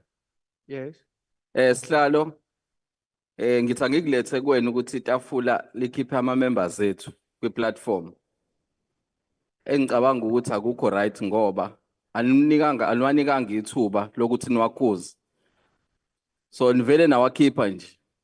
Ngiyacela ukuthi siwabuyise lawo ma-members angene kwi-platform ngoba umuntu ngaphambi kokuba nimkhiphe niqale nimuonishe. So nivele nawakhipha nje ama-members ethu. Kodwa ke angithuki ngoba vele nisihlanganyela nonke ne-GNU uze nisikhiphe ngaphandle. Ngicela siwabuyiseke lawo ma-members ethu eniwakhiphele ngaphandle. Thank you. I can assist you, Chair. I can assist with a quick interpretation. Yes, please do. The issue is raising is a very serious one. He is saying it's almost like an emotional decision got made in removing our members from the platform. Yeah. That the members were removed. That the members were removed without following Order, honorable members. Let me just listen. Yeah, in terms of the procedure, members should be warned first. Yeah. Now our members were removed without being warned. Yeah, Honorable Manye. Removed. Yeah. That's the point. Thank you, honorable members. I have it. Honorable members. Firstly, as you would have noted, it was another presiding officer who removed. So to now address me on the issue is not fair. Secondly, the advice is that if you feel at any stage that a presiding officer has not followed the rules, you can take the matter to the Rules Committee via a letter to the Speaker. So that would be my advice. Honorable Moslaoudi, why do you want to be recognized? Thank you very much, Chair. I rise on a point of order on Honorable Manye because he asked to interpret. And what he was doing was not interpretation, he was coming with his views, not a direct interpretation of what was said by the Honorable Member there. Thank you. I mean, I was slow on the earpiece. My apologies. But nonetheless, honorable members, we move on. Question number 371 has been asked by Honorable Mkhaga to the Minister of Land Reform and Rural Development. The question is about the existing legal and regulatory mechanisms to regulate and restrict foreign land holding in the Republic and the number of abandoned and non-productive farms that are currently held by foreigners, be they individuals or companies. The Honourable Minister. Thank you, House Chairperson.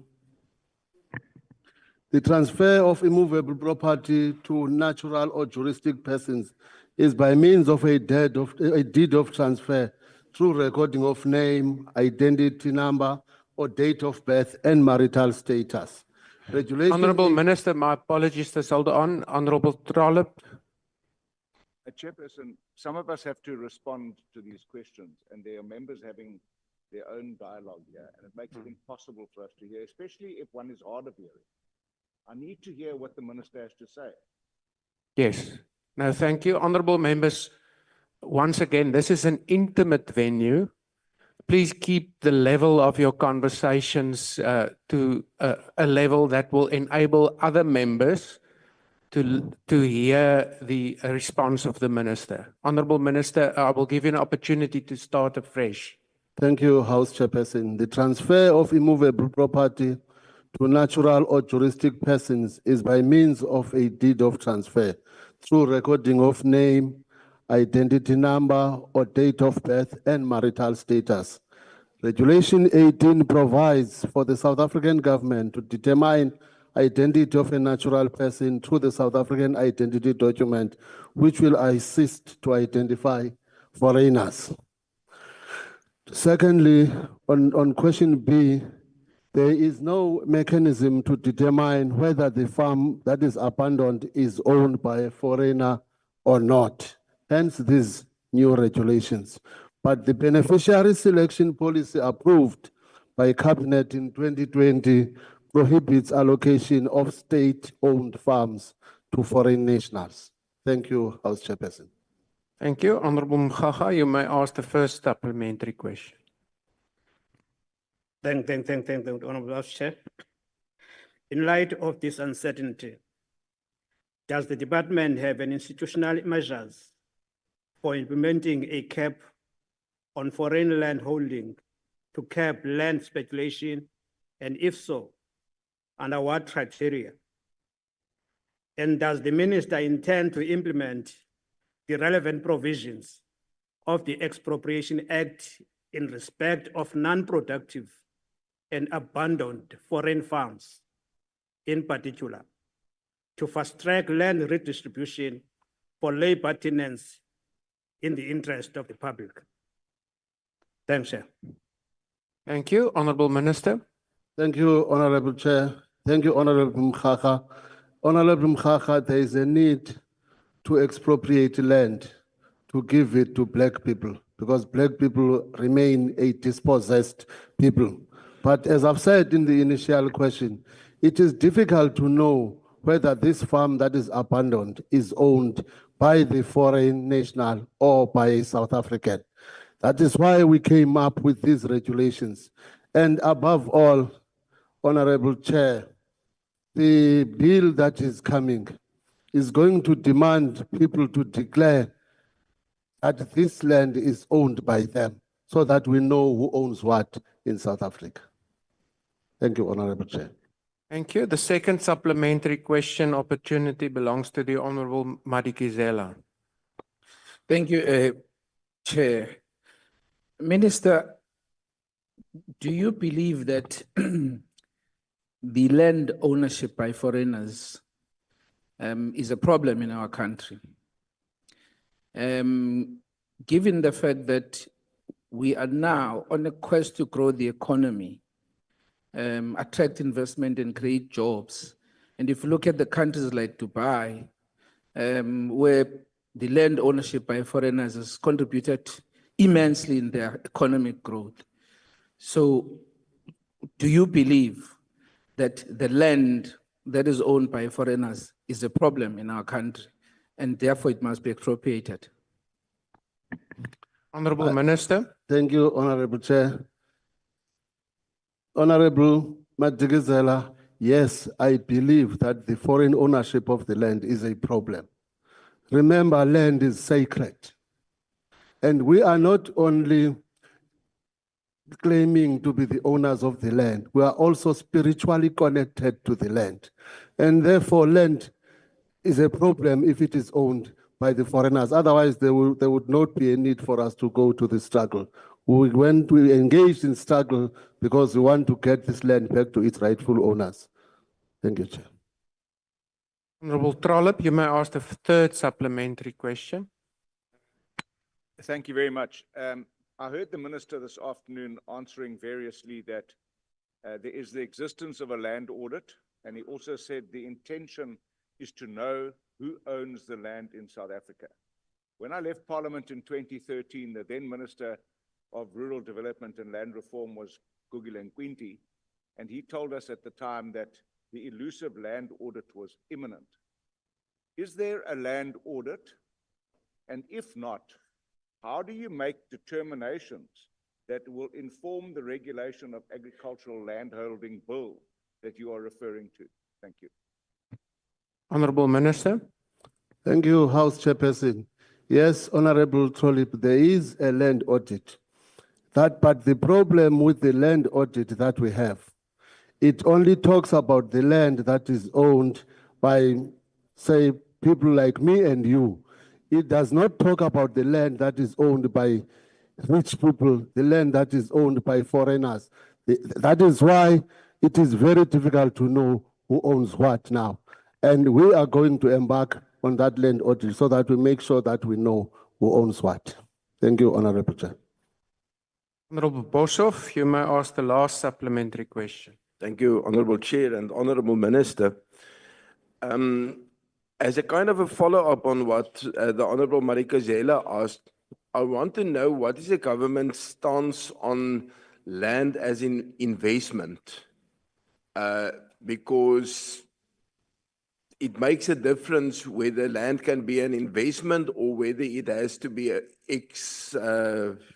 whatever taken from somebody when it is unproductive. And in connection with that, I would like to know, do we have any idea of how many land reform farms are unproductive and are therefore similarly land in investment hands? Thank you. Honorable Minister. Thank you, House Chairperson. We are not sure how many land reform farms that are unproductive, because we are not sure who owns what land.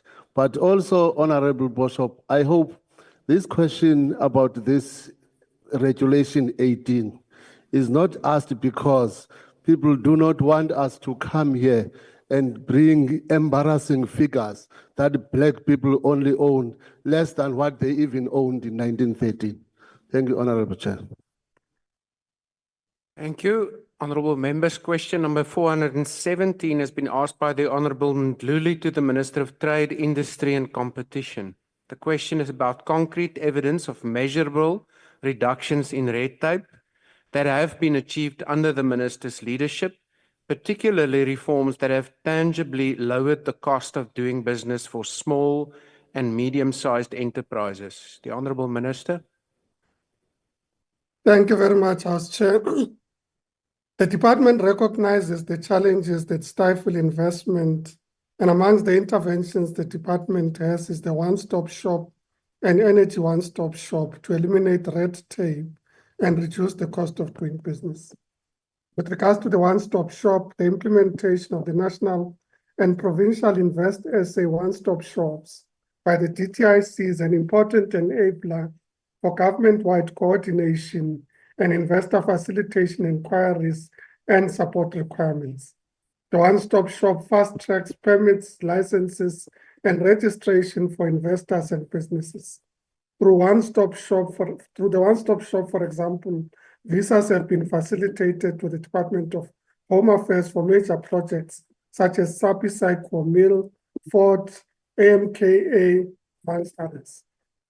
As to the energy one-stop shop, under the auspices of Operation Vulindlela, the Energy One-Stop Shop is an undertaking by the DTIC, Invest SA, in support of the Presidency's drive to support independent power producers.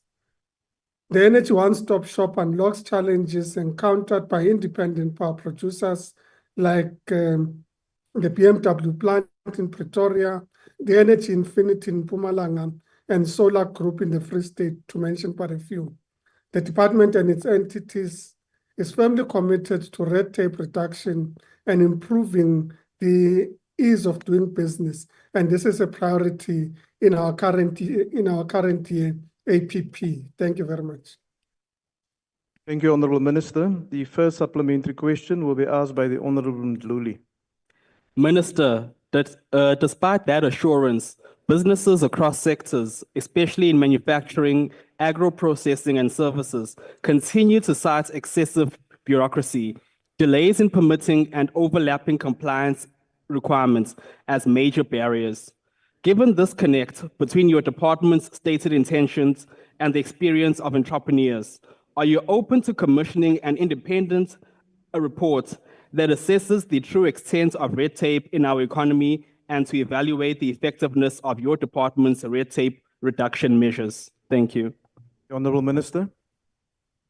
Thank you, Honourable Ndluli. Just to indicate that the President appointed a red tape czar and a comprehensive report has been generated by a person who is from the private sector We engaged with practitioners in the private sector around what the challenges are and what needs to be addressed. We have now looked at that report and are working on mechanisms to address that and intend to work with Parliament to address some of these challenges. Thank you very much.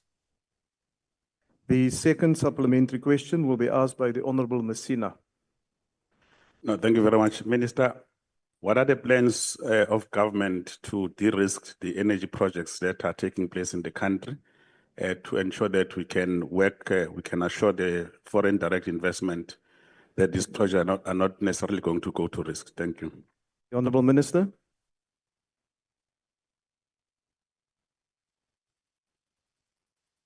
The Honorable Minister.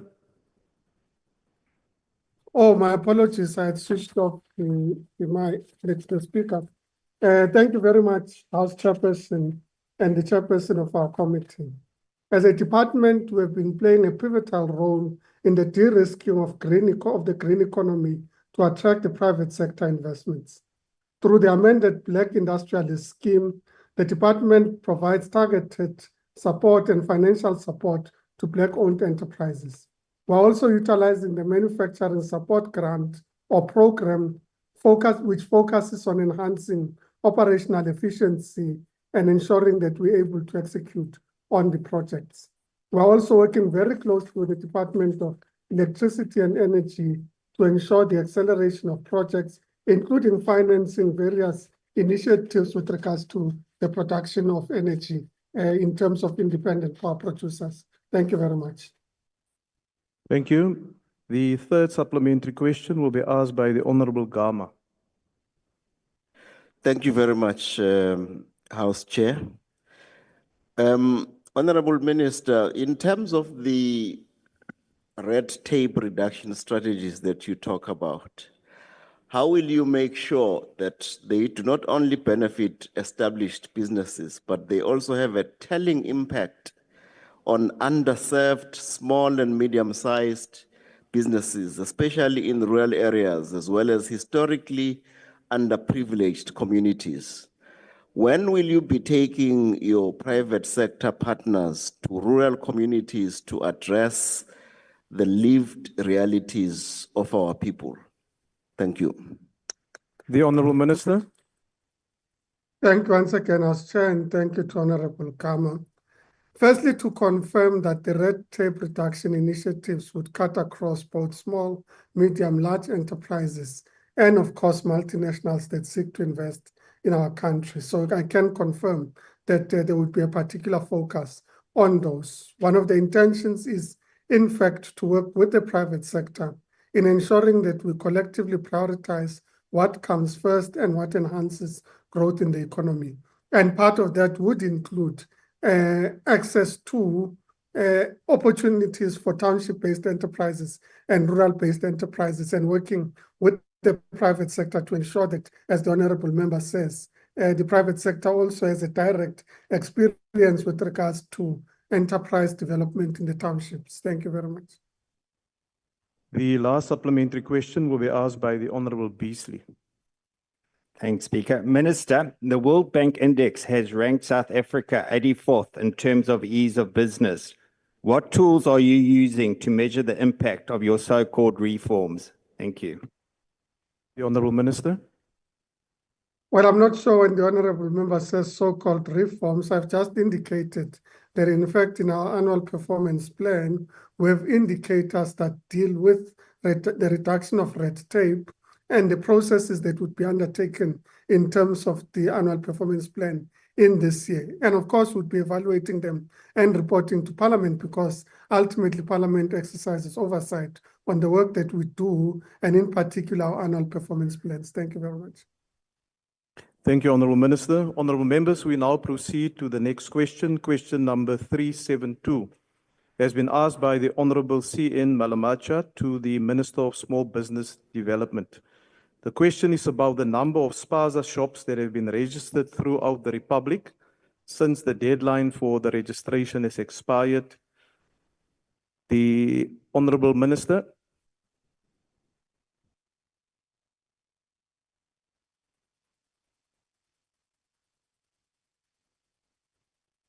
The Honourable Minister of Small Business Development.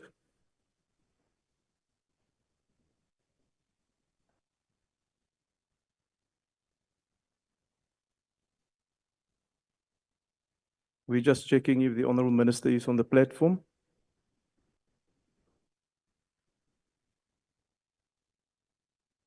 Honourable Minister, will you unmute?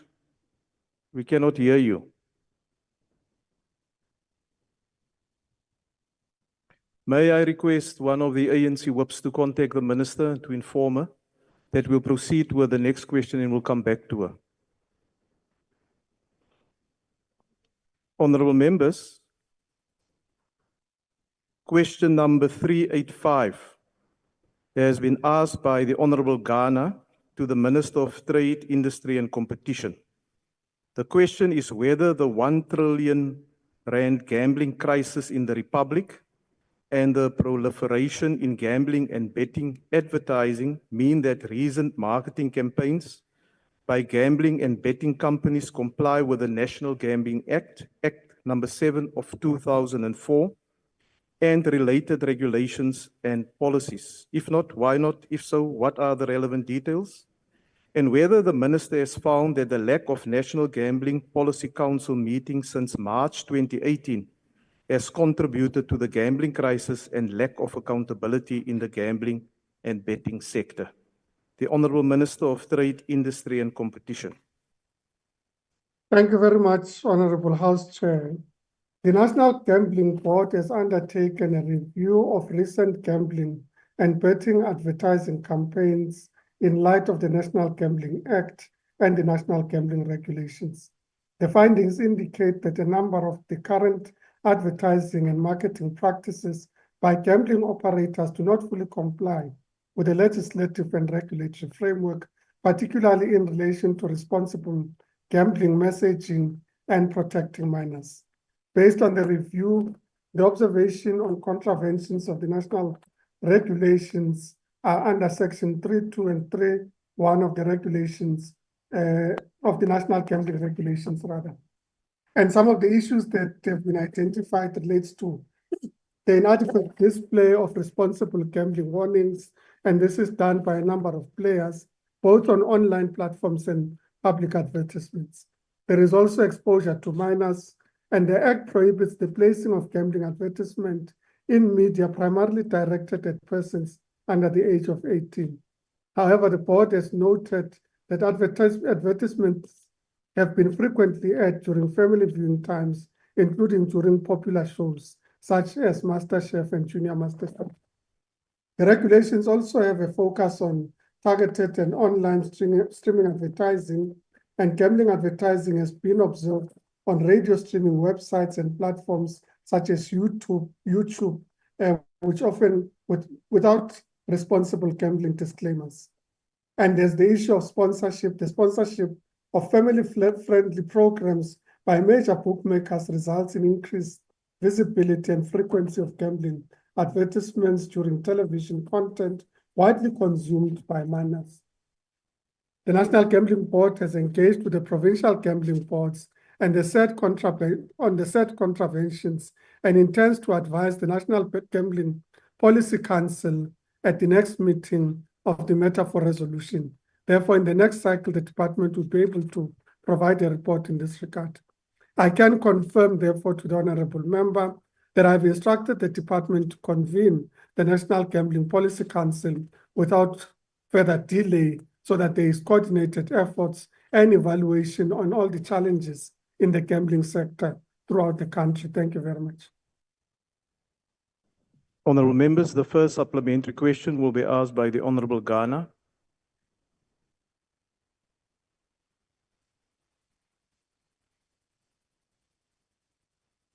Is the Honourable Ghana on the platform?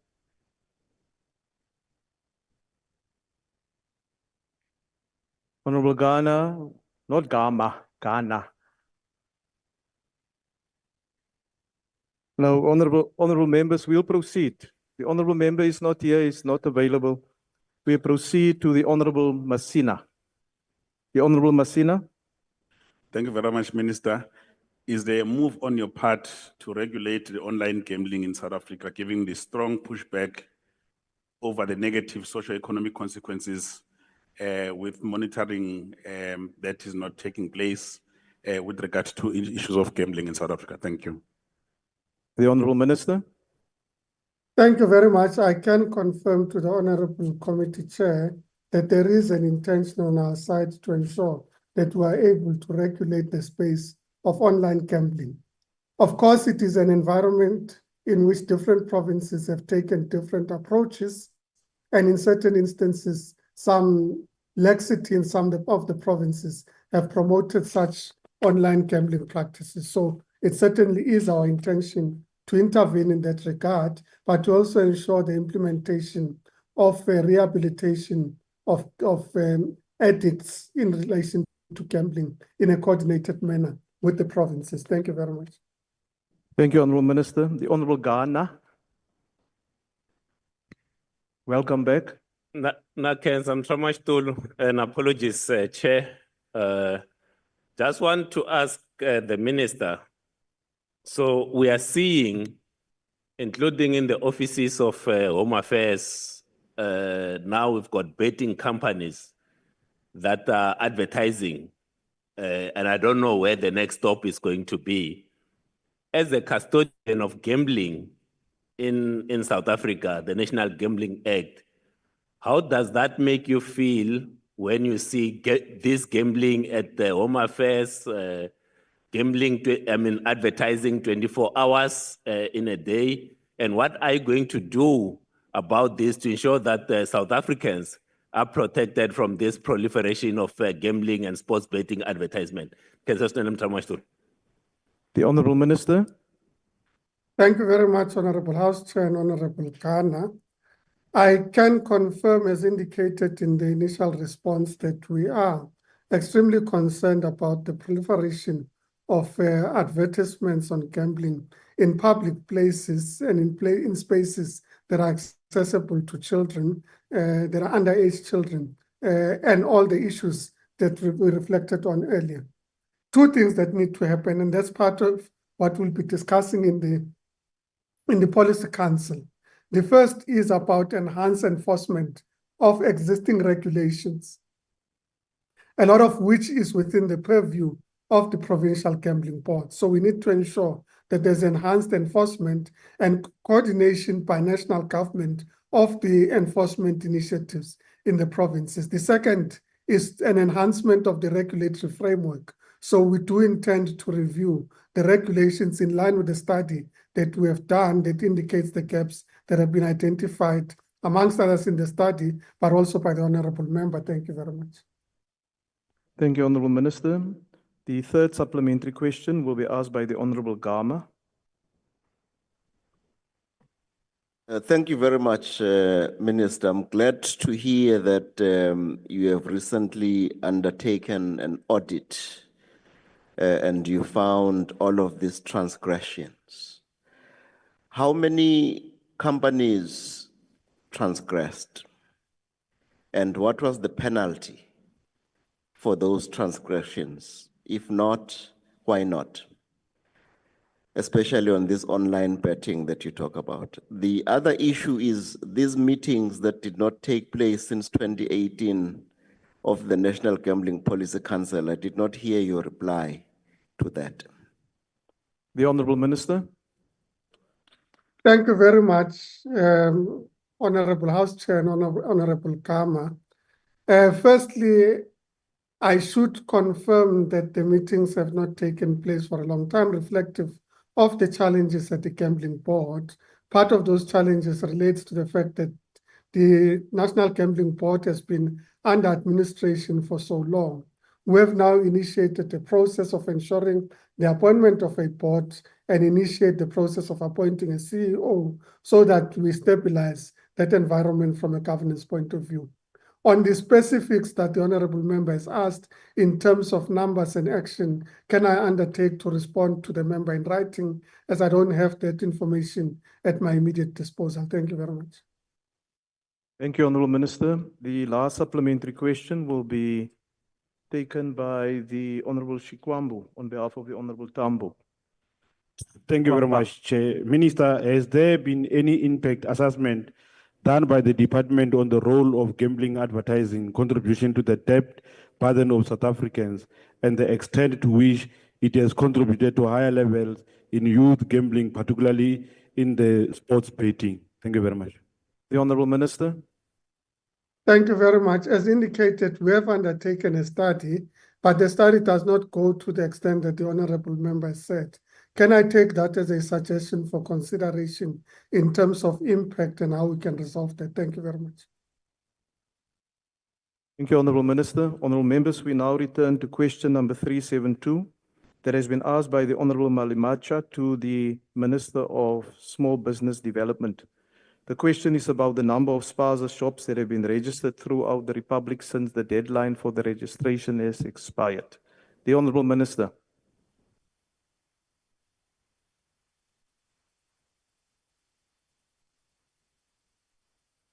The Honorable Minister of Small Business Development.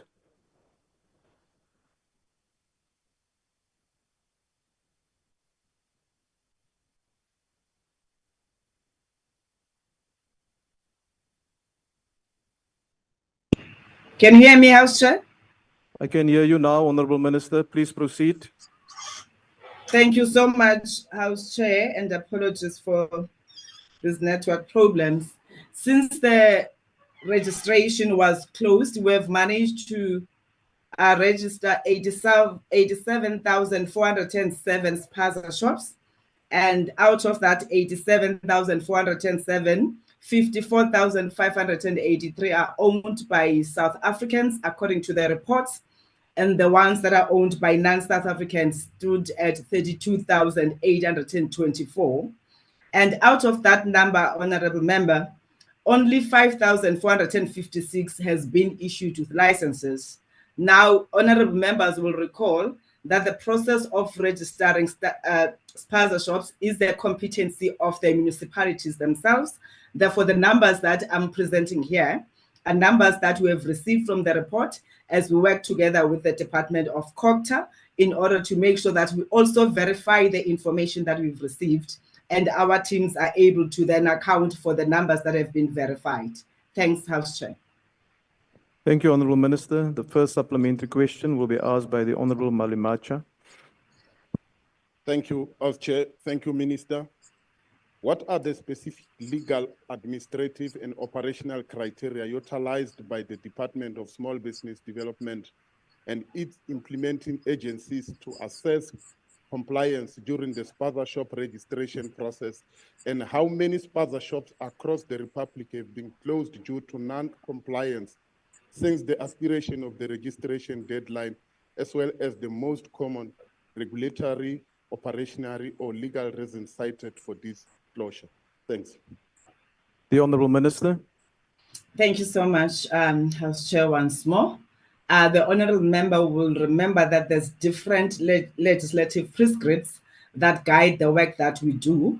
The first one that we are responsible for as the portfolio is that one of the Businesses Act of 1991, which talks to the licensing of small businesses. And again, in the same act, it therefore gives the authority to issue those licenses and permits to the local municipality. The second one is the one that talks to Counterfeit Goods Act of 1997, which is administered by the Department of Trade, Industry and Competition. The National Consumer Protection Act of 2000, again administered by the Department of Trade, Industry and Competition. The Foodstuffs, Cosmetics and Disinfectants Act of 1972, which is administered by the Department of Agriculture. The National Health Act, which is administered by the Department of Health. All of this, they seek to do the most important things, address the challenges that talks to the absence of valid trading licenses or permits, again, look into the failures that are there to register businesses with appropriate authorities. Because when we embark in that multi-departmental approach, we're all looking at the various aspects that talk to the licensing, whether it is compliance as we go with all the teams, including the local government sphere, to make sure that everyone that we have visited or visited by our teams, because the work continues, not only led at the ministerial level. So everyone who's affected, therefore, the teams are able to verify that indeed you are a South African, you are a non-South African, you are compliant, you are a South African, but you are not compliant on A, B, C, D. And that is the work that is done by the other spheres of government and the other departments. We are awaiting an updated report from the net joints in terms of the numbers of the Spaza shops that will be closed or that have been closed since the registration process. But to remind you, honorable members, you will recall that as the department, we said we pleaded for the South African-owned Spaza shops that may not meet the requirements. We pleaded because they would have heeded the call from the president to say all Spaza shops must go and register. Therefore, those that have heeded the call to get registered will not be affected. We've given them a space of 6 months to make sure that they are compliant, of which the money, the fund that we established seeks to assist them with that compliance. So as things stand, honorable members, once we get the report from the net joints that is updated on the specifics, in terms of those that are not compliant, we'll be able to then provide it to the House and other honorable members. Thank you, House Chair. Thank you, Honourable Minister. The second supplementary question will be asked by the Honourable S. Singh. Thank you, House Chair. Minister, the department has spent millions of rands to assist thousands of Spaza shops. Approximately how many of these Spaza shop beneficiaries have registered their businesses? Thank you. Honourable Minister. Thank you so much once more, House Chair. As I reported earlier, the Spaza shops that have been registered, according to the reports that we received, are 87,407. Now, I assume that the honourable member, when she refers to a number of millions that we have spent, she's referring to the 500 million rands fund that we have established with the Department of Trade, Industry and Competition. And the fund has not been dispersed yet. As I indicated, that they are now doing the verification that indeed Stella Spaza shop that is registered under Stella Spaza shop is owned by Stella, ran by Stella, and Stella is compliant.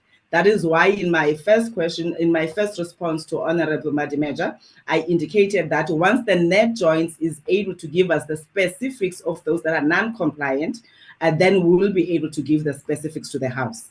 Now, we did say that we have developed a platform, an integrated registration platform for municipalities, because we had experienced that there's lots of challenges as the work was done manually or the capturing was done manually. Now, bringing the Department of Compta and ourselves and the platform, we are monitoring now if the pace is going to increase of registration now when they are going electronically, and that will therefore give us first-hand information to be able to say, indeed, in reality, these are the numbers, and the applications for the funding are applications that are verified from the registered Spaza shops, and they'll also be verified through the system that has been established between ourselves and NEF. Thank you, House Chair. Thank you, Honourable Minister. The third supplementary question will be asked by the Honourable Mkonto. Thanks, Chair. Minister, in your recent report to the Portfolio Committee, you indicated that you managed to register 70% foreign-owned Spaza shops. Regarding the 500 million Spaza shop support fund that was recently launched, the first question to you, Minister, is this fund intended to benefit foreign-owned Spaza shop as well? Secondly, if so, how does the department justify this allocation in light of the growing concern amongst South African citizens over the prioritization of support for foreign-owned businesses, particularly in the township economy? The Honourable Minister. Thank you so much, House Chair. Let me clarify again, the Honourable Member. We didn't say on the recently registered Spaza shops 70% are foreign-owned. We made reference to the study that was done by, why am I forgetting the name? I'm going to come back to it. But by private sector, that had indicated that there's about 2.1 million Spaza shops in South Africa, and 70% of those are owned by non-South Africans. And the study was done by Accenture. Now, I gave the figures of the registration, heeding the call from what President has said, and I gave the numbers. Out of those numbers, I did give an indication that only 32,000 belong to non-South Africans. Now, if you take 32,000 from 54,000, it can never be then that equates to the number that is then. But secondly, we had explained to the House, both myself and Minister Dow, even when we launched the fund, to say the 500 million fund is meant for South African-owned businesses. We then explained that except for those non-South Africans that were naturalized prior 1994 and are compliant in all aspects, that will benefit from this. So those are the only non-South Africans that stand to benefit if they meet the requirements, but again, those that were naturalized prior 1994. We are aware that South Africans are concerned that government may try to put money in the foreign hands. As we had explained, the reason for us to establish that fund is mainly to assist South African-owned Spaza shops to make sure that first, they don't get to be closed out because they're not compliant, but also to help them create a competitive edge over the partners that they are competing with, which is why we engage directly with the manufacturers and also encouraging them as groups to make sure that they go for bulk buying, which will also ease the way of doing business and also the price that they can be able to negotiate from those that they are sourcing. Thank you, Honourable Minister. The last supplementary question will be asked by the Honourable Slazo Webster. Thank you very much. Minister, you've mentioned the numbers, particularly of registered Spaza shops that actually have received licenses, and that sits at about 6%. Now, you've also mentioned that it's municipalities that remain the core implementing authority when it comes to these licenses. So how does the department intend to intervene in underperforming municipalities to make sure that registration actually happens and that it translates to economic participation and opportunity that you mentioned, even the Spaza shop fund that you mentioned? That's the first. How do you intend to intervene with the municipalities? Secondly, how then do you intend to make legislative amendments or policy amendments that actually strengthen national oversight? Because the longer we keep this in municipal hands, it means that you have less access and less ability to be able to intervene for Spaza shops and for their economic participation and opportunity. Thank you. Thank you. The Honourable Minister. Thank you so much, House Chair, for that question. Let me start with the last part of the question to say, as the department, we're in a process of developing the National Business Licensing Bill, which we are intending to repeal the Businesses Act of 1991, which is the bill that gives authority of licensing to the local municipalities. And we do this exactly to address the gaps and the challenges that the honourable member is talking about. Also, the Department of Health itself, I'm aware that they are looking at reviewing the National Health Act in terms of giving the function of the environmental practitioners over to municipalities, as it has been experienced that there is a gap in terms of the capacity in those municipalities. Now, what this means is that as we identify all these gaps, the reason that we must all come together to provide solutions, working with the Department of Trade, Industry and Competition, working with COCTA and other departments, is because we realize that Spaza shops cannot function on their own. When we are talking about township economy, it means every business aspect that is found in the township. That's why for us, registration cuts across not only Spaza shop, whilst we immediately attended to the challenges faced by Spaza shops and other food outlets. we realize that there's the hair industry or the beauty industry, the fashion design space, the filming and all of that, which is why, again, to complement the businesses licensing bill that I'm saying we're trying to bring to Parliament, we are also developing the township and village revitalization development policy, which will provide guidance to all stakeholders that are embarking, both as consumers and those that are contributing as business people in that space, but also give a framework that guides all spheres of government to say, when we invest in township businesses or when we are going to support, what is it that we must be following, including the quotas that must be given to those that are non-South Africans in the space where they are operating in. This is meant to make sure that you don't only protect South African-owned businesses, but you do recognize that South Africa has a constitution that must be respected by everyone, but also there's certain obligations that we have because we're not operating in an island, although we have the first responsibility to our people. Now, creating a conducive environment goes hand in hand with the support that we are providing, which is why we bring all spheres of government, including the Department of Water and Electricity, because these are major contributing factors to the meaningful participation of the township and small businesses in the economy. Thank you, House Chairperson.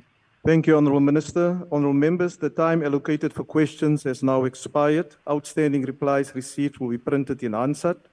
I request members to stand and wait for the chair and the mace to leave the chamber. That concludes the business for the day, and the House is adjourned.